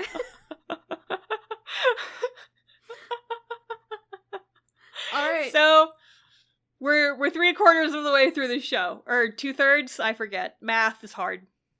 2/3. Episode 9. So the Rock Boys are continuing to try to perform, but they keep getting chased off by samurai. So business friend Yataro has the idea of making them perform while wearing masks, because now we're doing the Masked Singer, apparently. Sure. Because no one will recognize them with their hair. No, that. Sarah, they wear, ski masks, but their hair is still visible on top of it, and they are all wearing the same outfits. Oh my god. It's literally superhero logic. I love it. But it's like if Clark Kent didn't even bother wearing a suit over his Superman costume, he just put on glasses. I love it. That's what they're doing, basically. Because again, we cannot give these boys alternate costumes. We do not have the budget for it. Wonderful. Anyway, so they start performing in a small concert hall, and they end up getting really popular, and this ends up becoming a recurring gig for them. Oh. Shinsaku, blue hair boy, is very annoyed because he doesn't like it, but he agrees to do it because he wants to be popular. Or, he wants to rock, and this is the only way he can do it. Uh-huh. We cut back to the villain, evil eye patch dude, and he is talking to the Shogun, who is, behind a curtain, and all we see is his dramatic silhouette. So he tells the Shogun, Heaven's Song isn't doing so hot anymore, because now rock's the hot shit, apparently. And then the Shogun says, in a voice that we have definitely heard before, why don't we try using rock music? It might make people hate us less. And then they try to do the anime thing where you just show the bottom half of a character's face and try and make it a mystery as to who is talking. It's really badly done. It's extremely obvious that it's the blonde kid who's shown up a few times. He is the Shogun. What? Who would have thought? Who would have guessed? It's the Shogun. He's the kid. Da da da da da da da da da da da da. Anyway. So we cut back to the Rock Boys. They're still doing their Masked Singer gig. And then suddenly, a bunch of dudes bust into their dressing room and say, by order of the government, we are your new producers, because the government wants to make rock music now, so you're ours now, yoink. What? How are you supposed to overthrow the government when you are the government? Ah, that's the evil plan all along! What? It's not. Actually. But yeah, so, Yataro, the business friend, is their manager now, and he ends up getting super duper rich off the Rock Boys, rich enough to make a mansion. And he's like, the Shinsengumi have fallen out of favor, and now they suck and no one likes them. The ex-Shinsengumi boys, Soji and Hijikata, are like, well, yeah, it's because evil Eye Patch Man lost control over the audience, because we broke the spell on them, and now nobody cares about this government pop music. Hashtag brand new sentence. That's something my brother does, is whenever I say something weird, he goes r/brand new sentence. It's true.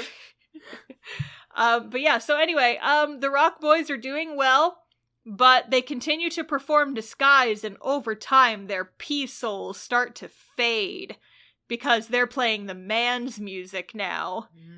And they're losing their rock spirit. That is a shame. Yep. So then, Hat Man appears again. Hatman, Trashman, Arden Azunia shows up again. He's like, hey, this rock isn't making you happy, huh? And then we find out that he is actually the leader of the Japanese Navy? Okay. And was a close friend of the Shaggy Master Shoin Sensei. Okay. And he's like, I used to rock with your master. Do you think your old master would be happy with this show? You have to think about the kind of rock you want to make. Meh. That's really deep. But then, like, more of the same, just like generic Soldier A dudes come in, their quote-unquote producers, bring some new music for them, and somehow they are able to recognize that it is, in fact, Heaven's song, the government's rock music. It's not even rock at that point. It's not! Rock is about rebelling against the government. The government can't write rock music. No! So they go out on stage, and instead of performing the government's rock music, they take their masks off and reveal their true identities, and everyone is so shocked. Who would have known? No one, apparently. So they're like, let's rock for real now, the rock that only we can make. And there's another concert scene, and they rock so hard that all their shirts fly off and a volcano explodes behind them. I think I remember this part of Japanese history. The part where a rock concert made Mount Fuji explode? Yeah. That's an important part of Japanese history, totally. But yeah, so the government officials try to arrest them, but the fans hold them back as the Rock Boys escape. And they're all back to normal, and they finally decide on a band name in episode 9.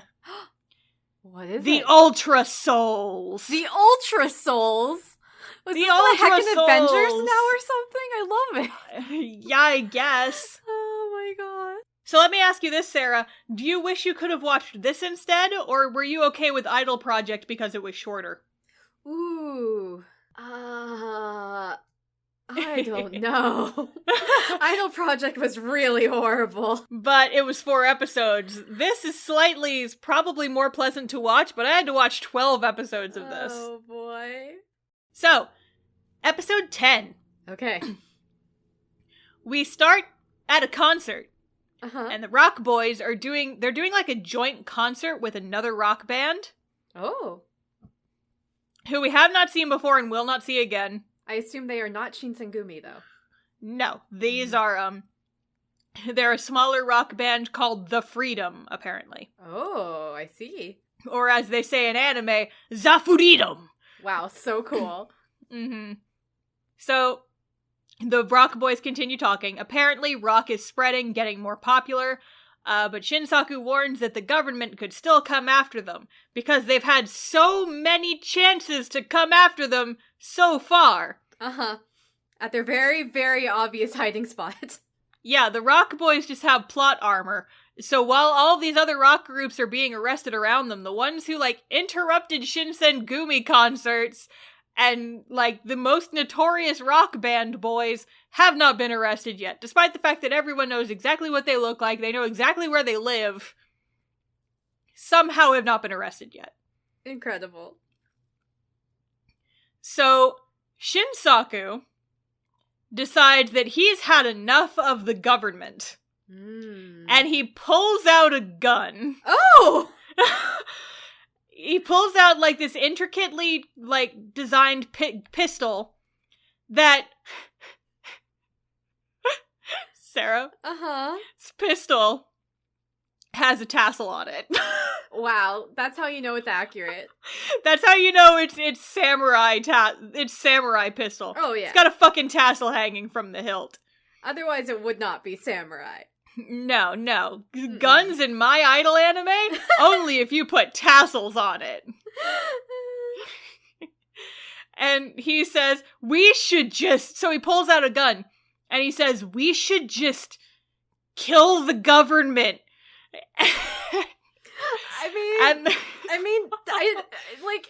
It feels more accurate than the rest of the show, though. And Shinsaku's like, he's all for anarchy, apparently. And the others are like, no, Shinsaku, we can't just kill the government. Put the gun away. Also, I should note that he has terrible, like, gun handling.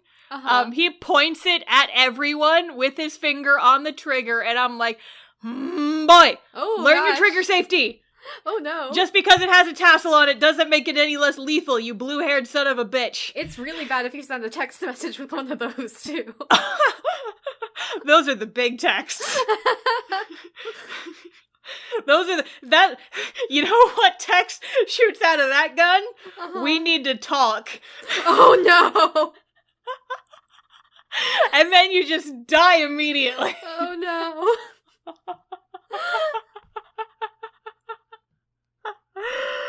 Oh god, I guess that's gonna be the joke of the episode now. Yep. Alternate forms of text messaging in the time before cellular communication. Yep. Bow and arrow that has a laughing emoji scrawled into it. And a gun that fires text that says, we need to talk. We need to talk. Alright. So we jump back to Eye Patch. Evil Eye Patch Man. And so he's talking about how he has to increase the Tokugawa's influence. Mm-hmm. And this is the part where I realized that yes, this does take place in the Tokugawa shogunate. So the shogun, by example, is Tokugawa, which is the little blonde anime boy. Uh-huh. Yep. Ah! Just like history taught us, Tokugawa was a little blonde anime boy. I mean, there were several Tokugawas, to be fair. That's fair. But I still literally had to pause the episode and do a lap around my apartment because this brought me so much emotional distress. Incredible. Well, you should see Meiji, because... No, I don't want to. I don't want to do that, Sarah. I don't want us to do anything that will cause me this amount of emotional distress. I don't want it. I don't think I can ever get into Fate now, because I can't. That's fair. I can't do it. I can't do it. I'll spend $50 trying to get a plushie of one of the characters out of a vending machine in Japan, but actually watching the show? No. Can't do it. Ain't that just the way? Ain't that just the way? Anyway, so Eye Patch goes, I will destroy the Rock Boys. But then little boy Shogun says, but I like the Rock Boys, winky frown. Oh. And then we actually see his face here, so this reveal comes like an episode later. What? It was that kid the whole time? It was the blonde kid the whole time? Oh my god! Oh my god. And then we see into his thoughts a little bit, and he's like, Eye Patch Man doesn't understand me at all. He's just using me to get what he wants. What a butthole. Okay. Meanwhile, Ryoma is out on the street, and he sees a sad child. And he's like, hey child, do you like rock music? Uh-oh. And the child is like, no, my dad got arrested because he went to a rock concert at a bathhouse, and I hate rock music. Uh-oh, that's their fault. That's their fault. That one's their fault. Yup. And so, like, he has his moment where, like, he walks around and he sees all these people who have been affected and had their lives destroyed by their rock music. And there's, like, this one girl who says, oh, well, I actually really like Heaven's song, even when it's not hypnotizing me, wink. And, like, other people who are, like, getting all their rock instruments taken away, and all these kids who are like, I hate rock music because my dad's gone now, buh! And Ryoma's like, oh no, this seems like the start of my main character arc. Yep. My main character has a sad time arc. Here it is! We're in Episode 10. We're in it! So Ryoma goes and talks about his feelings to the other boys. And he says, I wanted to rock to make people happy, but now rock music is just making people sad. Aww. So the others try to, like, give him a pep talk, and Hat Man appears again. And Hatman is like, I have come with a warning. Oh. The government has obtained a giant speaker from America, and they're going to use it to blast Heaven Song so loudly it takes over all of Japan. Oh, that's a really loud speaker. Yeah. Because this was also, like, conquering era Japan, so, like, Japan is also, like, part of China and Korea right now. Uh-huh. That's a lot. That's a big speaker. I'm thinking of a concert I went to, a Jukebox the Ghost concert. I was right up front, and I was, like, right in front of the speaker, and I couldn't hear for a couple days after that. Mm-hmm. And it was a cool concert, but it fucked with my hearing quite a bit, and I just think that, like, if they're going to play a speaker so loud that it can hypnotize the entire country of Japan, what's gonna happen to the people who are in the same city as that speaker? Uh-huh. They're going to take over Japan because they're going to deafen an entire country. Yep. Everyone will die. Yep. This is a bad plan. But it's also an anime plan, which means that there is no flaws. Yep. Absolutely flawless. A big agree on that. But also, yep. Turns out that the eye patch guy is out of the city right now because he went to go get this giant speaker. And the rock boys are like, hey, this is a good opportunity for us to rock while Dad isn't home. Basically. It's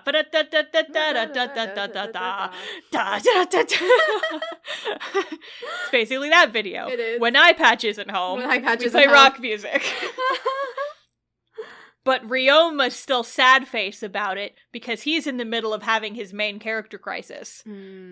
Hat Guy says, I may be a government official, but I'm not an asshole.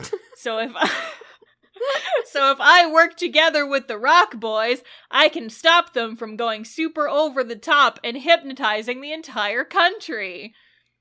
Well, hopefully.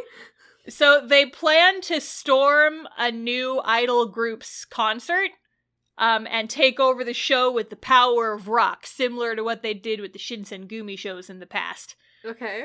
So the Rock Boys storm the stage, and the audience gets super hyped, but the new idols are just like this little tiny boy band, and they're very spooked. And then Ryoma feels bad for them, and he stops playing in the middle of the show, and then they get chased off by the rock police. You're not gonna overthrow a government like that, huh? You gotta have more commitment to your rock energy. Ryoma is in the middle of having a moral quandary, and he's like, I don't know what rock and roll is anymore. And Shinsaku gets pissed, and he's like, I'm gonna go kill the government, and he leaves. I mean, it's not really far off the spirit of most rock, really. He pulls out his we need to talk pistol gun. Yes. With a tassel. And he's like, I will go kill the government. BRB. And then he leaves. And then Ryoma has a sad face and he also leaves. And that's where the episode ends. Tension in this household. Roroni tension. Roroni tension. Get that because it's a samurai show. Incredible. Star, absolutely genius. Thank you, I try. So we're at the last 2 episodes. And Sarah, I need you to just strap the fuck in. I am so ready. Because if you think it's been weird so far, you haven't seen shit. I am so ready. The finale episodes of this show are the most bonkers things that have ever been committed to anime. In my opinion, at least. It's not quite as bad as Exoskeleton from the previous episode, which still haunts me to this day. But this is some buckwild bullshit, and you need to put on your little seatbelt, because we are going to go some places. I'm so excited. Take me, Star. Alright, I'm going to take you. So, Shinsaku appears at Eye Patch's house, and he's like, hello, Eye Patch. You know me. I was a rocker, but I've decided that I hate rock now, and that rockers are just a bunch of punks, and I came to join you and dedicate myself to Heaven's Song and the Shogunate. Oh? He says as he reaches into his shirt and goes for his gun. Text message time. It's time to send this guy a It's time to talk. It's time to talk, Eye Patch! But before he can pull the gun out of his shirt, the baby Shogun appears behind him.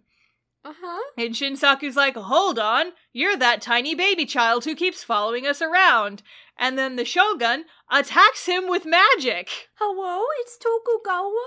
Sarah, you can't! Sarah, you can't! No! No! You can't! You can't!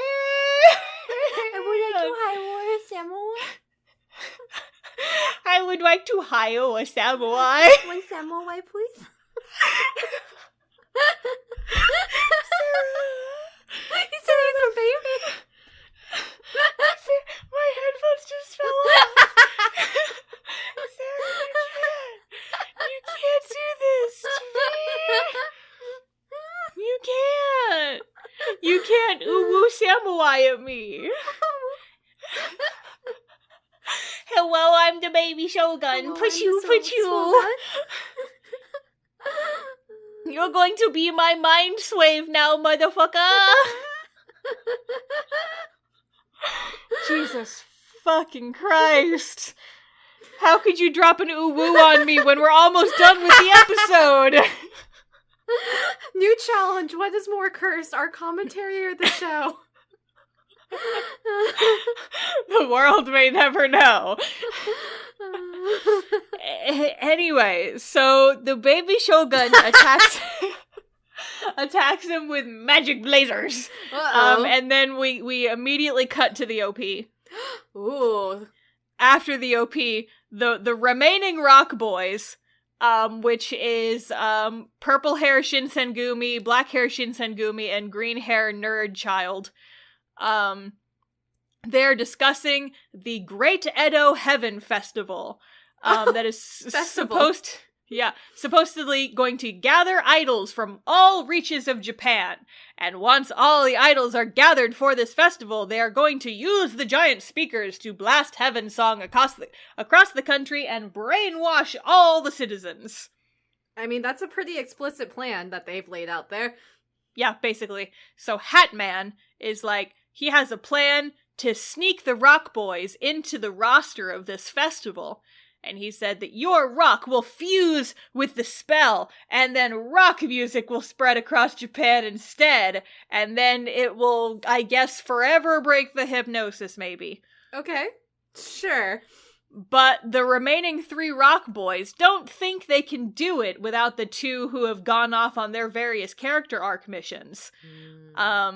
But Katsura, a green hair rock boy, says he still wants to do it because this may be their last chance to rock ever. Ever. So we cut to Ryoma being mopey on the street. And Hatman appears.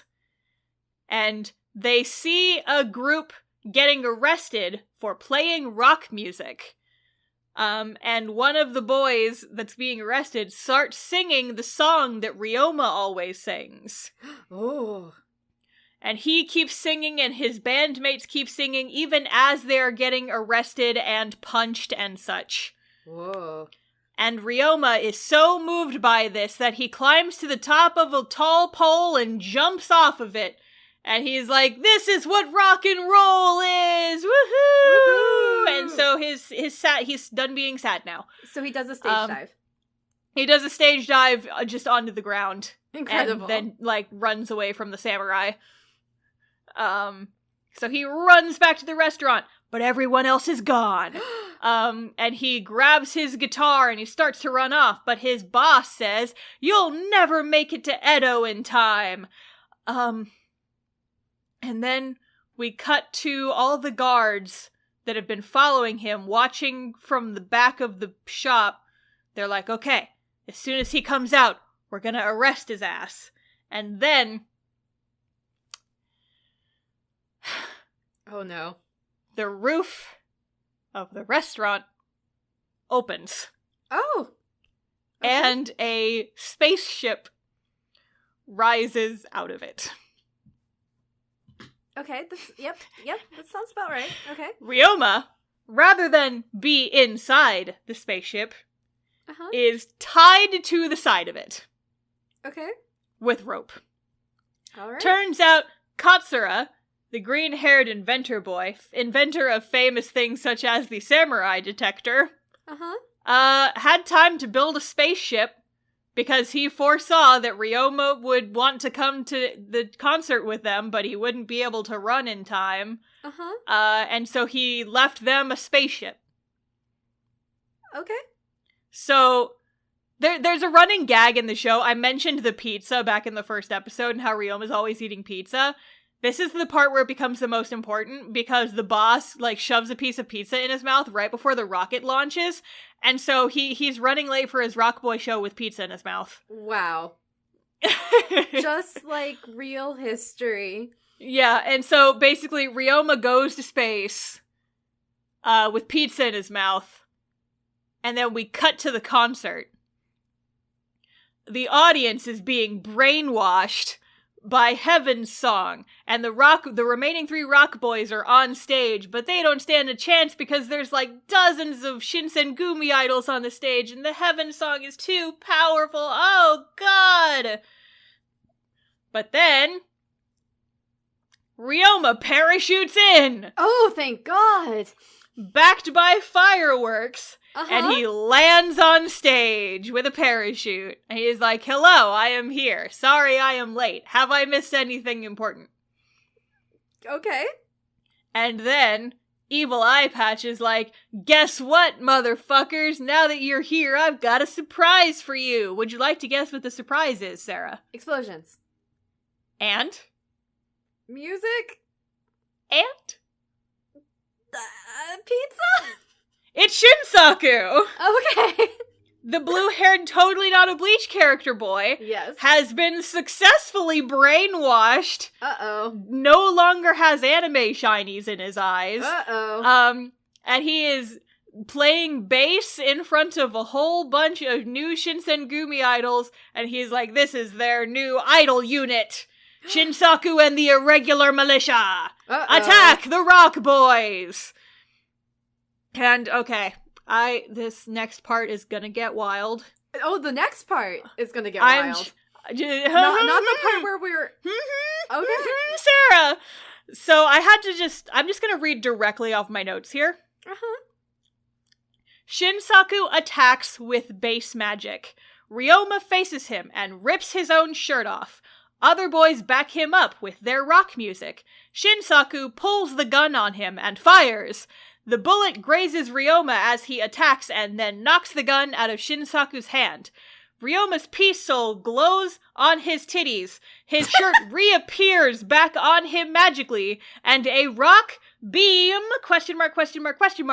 fires up into the clouds, and Shinsaku snaps out of the hypnosis. Okay. Eye Patch mad, and Shinsen's attack. Rock Boys play music, and crowd hypnosis ends. Eye Patch tries to fight back with the Shinsengumis, but all the Peace Souls glow, and Eye Patch uses more magic, and the Peace Souls on the boys start flashing and turning purple. And the boys are like, oh no, I can't stop playing guitar now. And Eye Patch is like, you'll play until you die. Bow before the shogunate. And then a bunch of purple giant magic snakes come up from the earth and appear in the sky. Okay. And Eye Patch is like, hello, giant snakes, attack the Rock Boys. But then the giant snakes eat him instead. And then they disappear.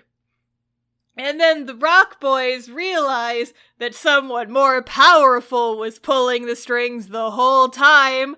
But who? Wow, this is... Okay.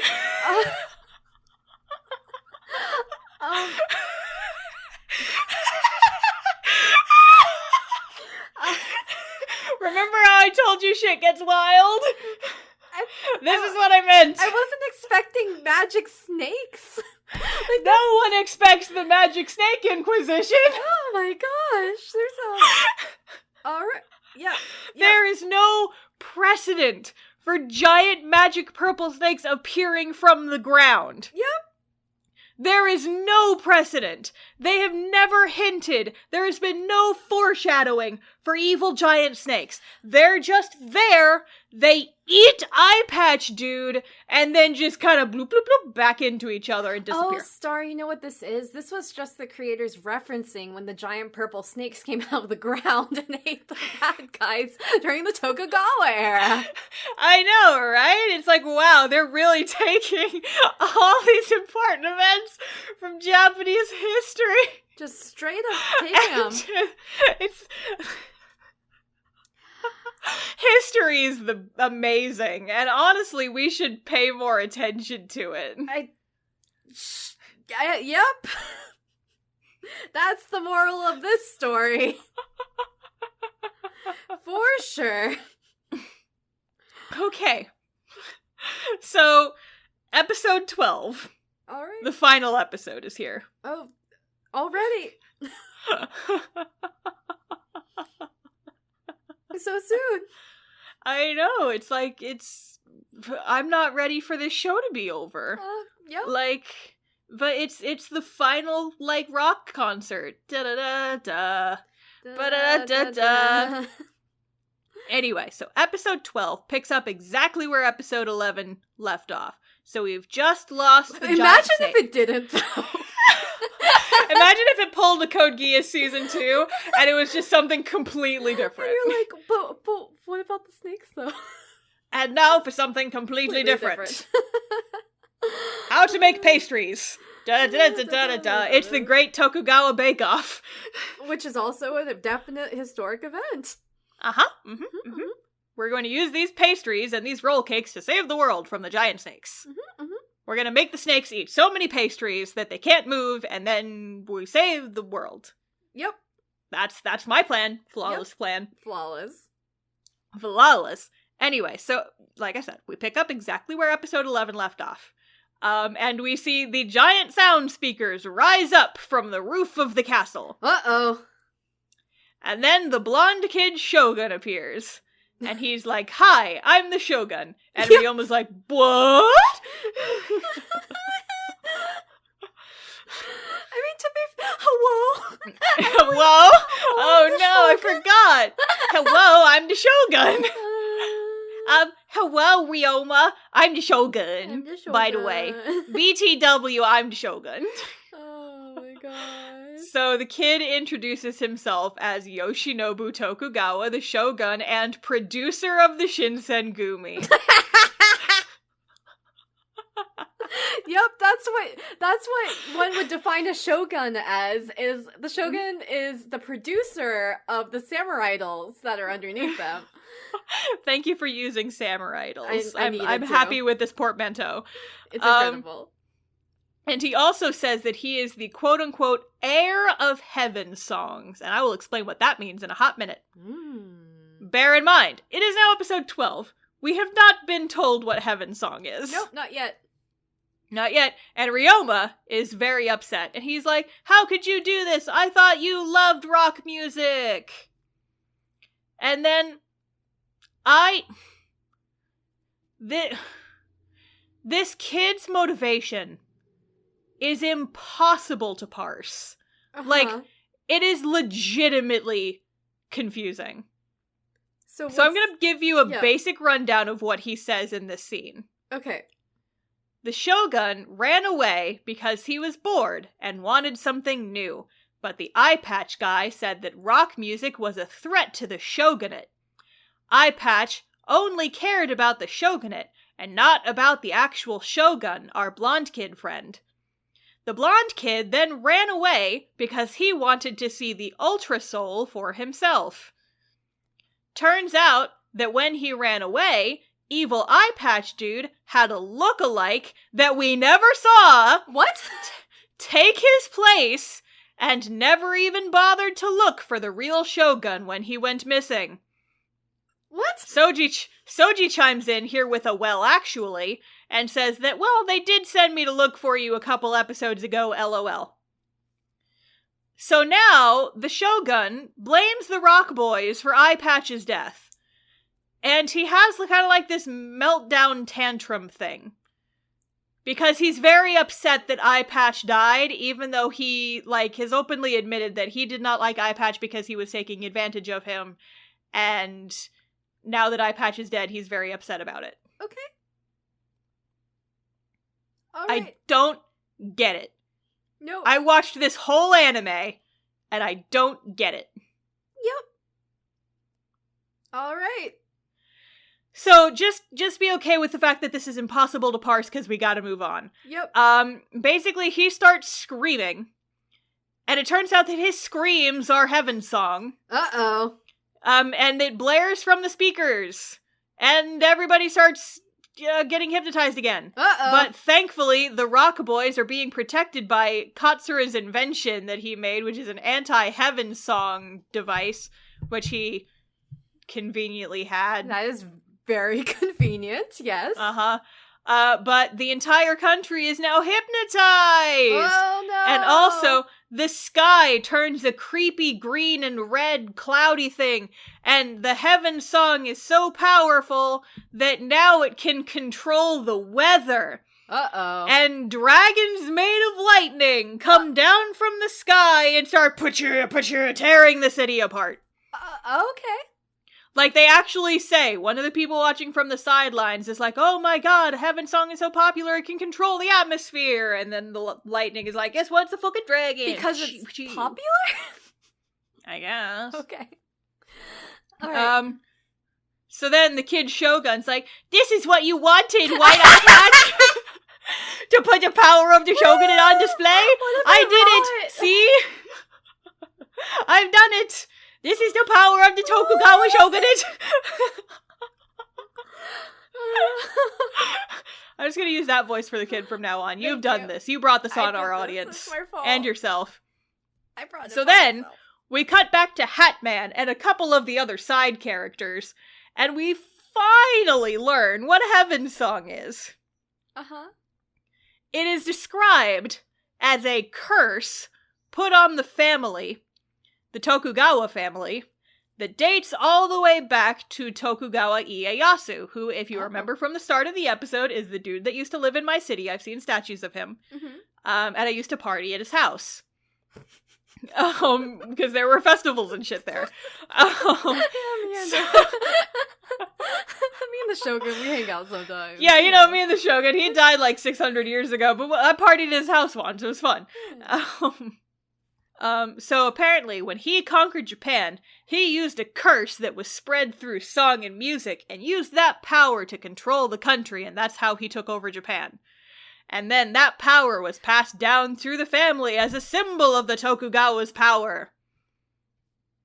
And then we get a flashback to Eye Patch Guy telling Kid Shogun this power was passed down from Lord Tokugawa himself, and you, as the Shogun, must stand above all other pop idols. Yeah. Oh, yeah, okay. Yep. Mm-hmm. All right. Anyway, so back in the present day, there's lightning dragons everywhere, everything's fucked. Kid Shogun runs and hides in the castle.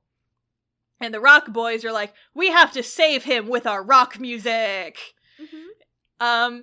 And so this is the part where they do the anime trope, where they try and break into the castle and get past all of these, evil dragon spirit things, and each boy takes turns sacrificing themselves so that the rest can continue onward. Right. Of course. The most notable of these is that Shinsaku is the last one to leave, Ryoma. He's like, Ryoma, go on ahead without me. He takes out We Need to Talk gun. Yep. He pulls out a bullet. Uh-oh. He breaks the bullet open. Uh-huh. He pours gunpowder on his bass strings, lays down a spicy bass riff, and then explodes! What? That's so cool! It's like, that's a fucking spicy bass right there, my friend. That's a great bass. If you saw that in an actual rock concert, that'd be so badass. Ba-dum-bum, ba-dum-bum. I may or may not, actually put an explosion sound effect in there just for you, Sarah. Please, thank you. Anyway, so Ryoma is the last one standing. All the other guys either got stabbed or exploded or whatever. They are presumably dead. Mm-hmm. And Ryoma makes it to the top, and the Shogun is there, and he is crying. Uh-huh. And standing above him is a ghost fire essence thing. And it talks to him, and it says, I am the essence of the Tokugawa. Eye Patch sold his soul to me to protect the Tokugawa line, but he sucks and wasn't worthy. Uh-huh. Your rock can't defeat Heaven's song. Yeah. Uh-huh. And all the strings on Ryoma's guitar break. and he collapses. Oh no. But he's so determined that he starts singing anyway. And again, this is so buck wild, I'm now going to read directly from my notes. Uh-huh. He starts singing anyway, and his passion shoots lasers into the dead bodies of all of his friends. Oh. There are rainbow beams from their bodies. Imagine if they were rainbow beams. There are rainbow beams from their bodies up into heaven, and then suddenly they're all in heaven, naked, with glowing angel wings. Okay. Surrounding the kid Shogun, and they are all singing their rock music. The kid, Shogun, is overwhelmed by their passion. All of his clothes rip off dramatically, so now he is naked. And then we flash back to the castle. Uh-huh.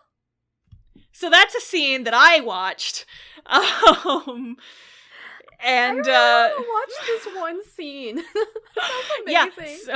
Yeah. So the we cut back to the present time, and Ryoma's singing can be heard from inside the castle, and we cut down to all the audience who is like everyone's collapsed, and they hear Ryoma singing, and then they all start singing along. And then Ryoma and the Shogun watch from the roof of the castle as a bunch of rainbow lights start to shine up from the city, and the kid Shogun is like, this is the Ultra Soul. It's wonderful. I'm not alone after all. And I'm still confused about what his deal is. Okay. Oh, also, he's not naked. He did get his clothes back at some point. It's just he had it's just when they were in heaven. Yes. It's just when they were in heaven, his clothes got ripped off. But as soon as he got back in, as soon as the heaven nonsense was over, he is back in his actual clothes. Okay, yeah, that tracks. I feel like I've experienced that. Out-of-body naked experience in heaven? Yeah, when you die. When you die and then you rock so hard that your friend rocks so hard it brings you back to life. Yeah. But then in the meantime, you're just naked in heaven. Yeah. There's no clothes in heaven. Mm-mm. Heaven is a stripper's paradise. Anyway, so Ryoma is standing up on the start, and he's like, this is the start of a new age for Japan. Everyone, please watch over me from heaven. But then all of the other rock boys appear, because, surprise, they're not actually dead. Uh-huh. And Ryoma's so shocked that he falls off the roof and gets caught by the audience and invents crowd surfing. Yeah! The end! Yay! I love that. It was so historically accurate. I'm really struggling to see where they took creative liberties. Mm-hmm. I assume in some of the songs, because everything else is straight out of the textbook. Now, Sarah, here's the thing. Uh-huh. There is an epilogue. Ooh. A spicy epilogue, if you will. A spicy epilogue. Did they introduce Meiji? Who's this? I'm so excited. Show me. No, they introduce another figure who is important to this era of Japanese history. Ooh. Would you like to take a guess before I say it? I have absolutely no idea. Okay, well, once you figure it out, just let me know. I'm going to start describing it. So the epilogue is, we see a whole bunch of boats sailing towards Japan. Uh-huh.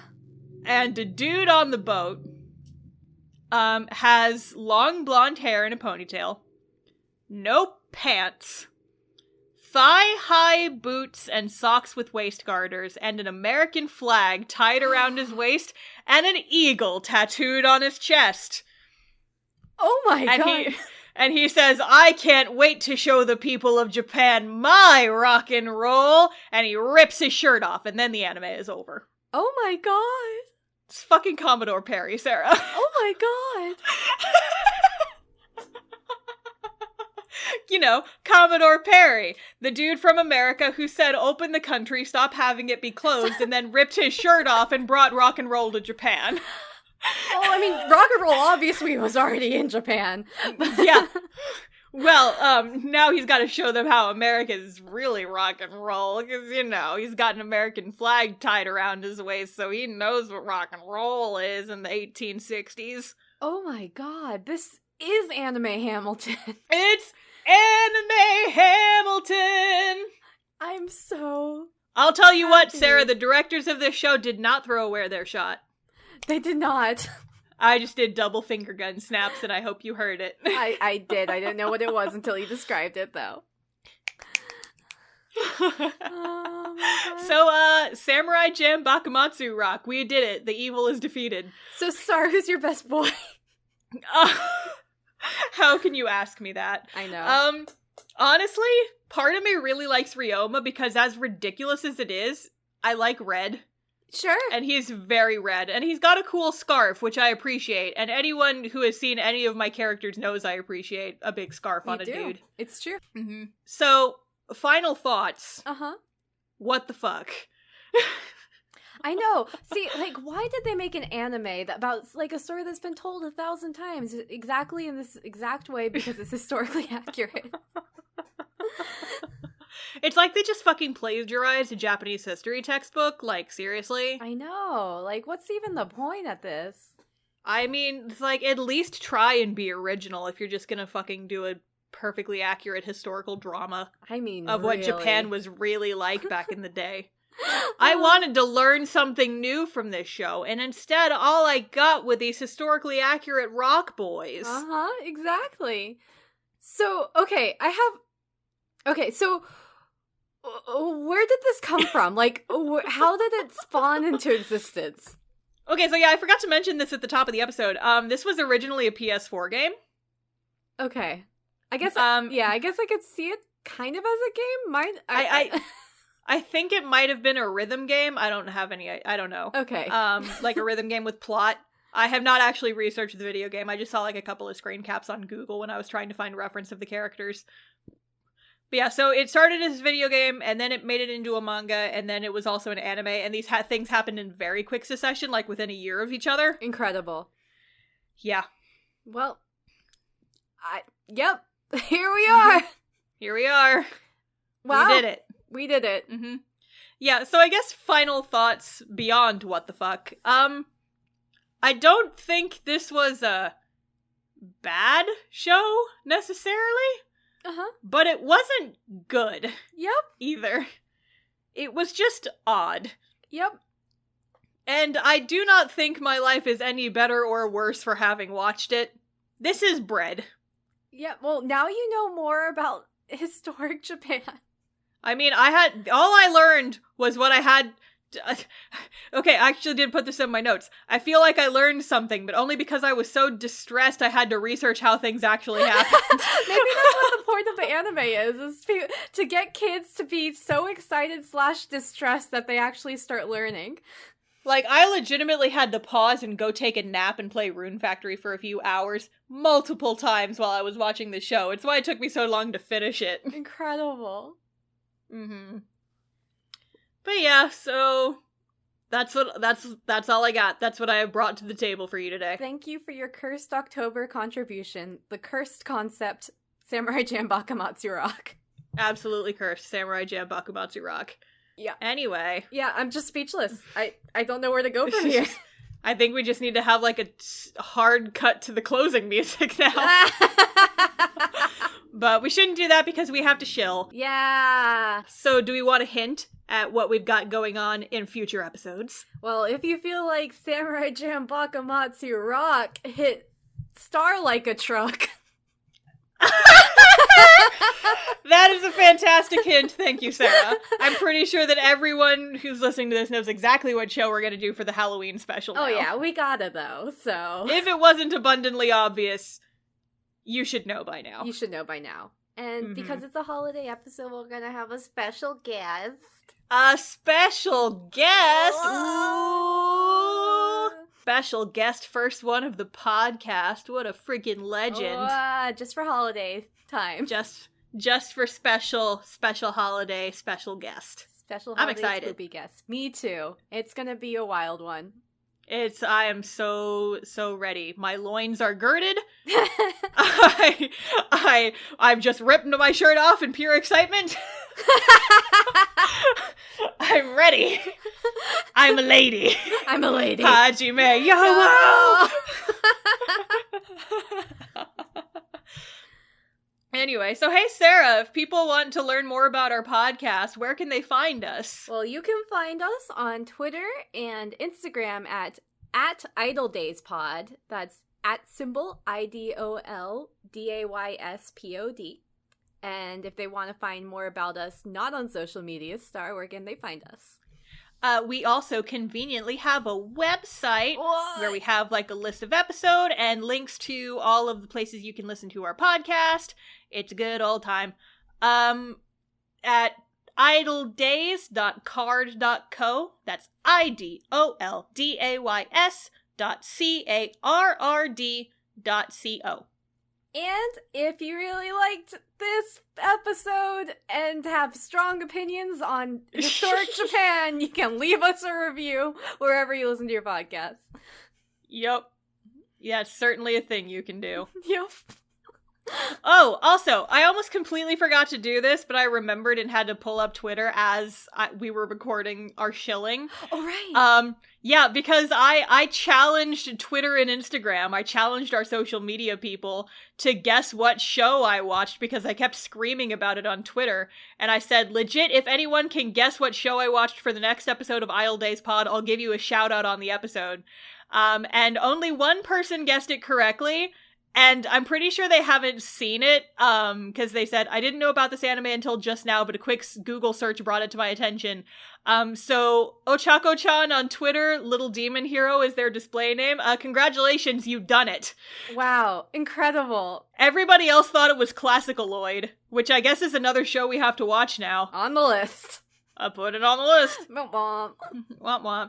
Anyway, this has been Idle Days. Thanks for listening, everybody. Thank you.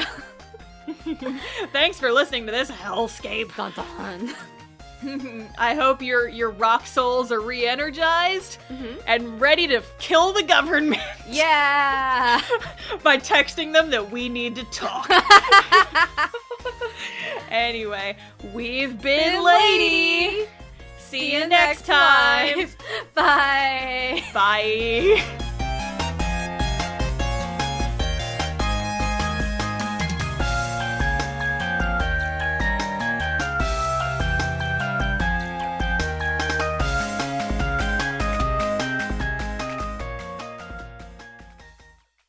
Let me finish drinking my water so I can go back to telling you more about the samurai bullshit rock. Volcano exploding.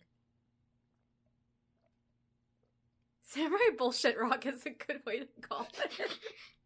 I mean, I'm not wrong. No, you're not. I think that's going to be our after credits bit. Yes, absolutely. Just me saying that, a long pause, and then you going, Samurai bullshit rock's good.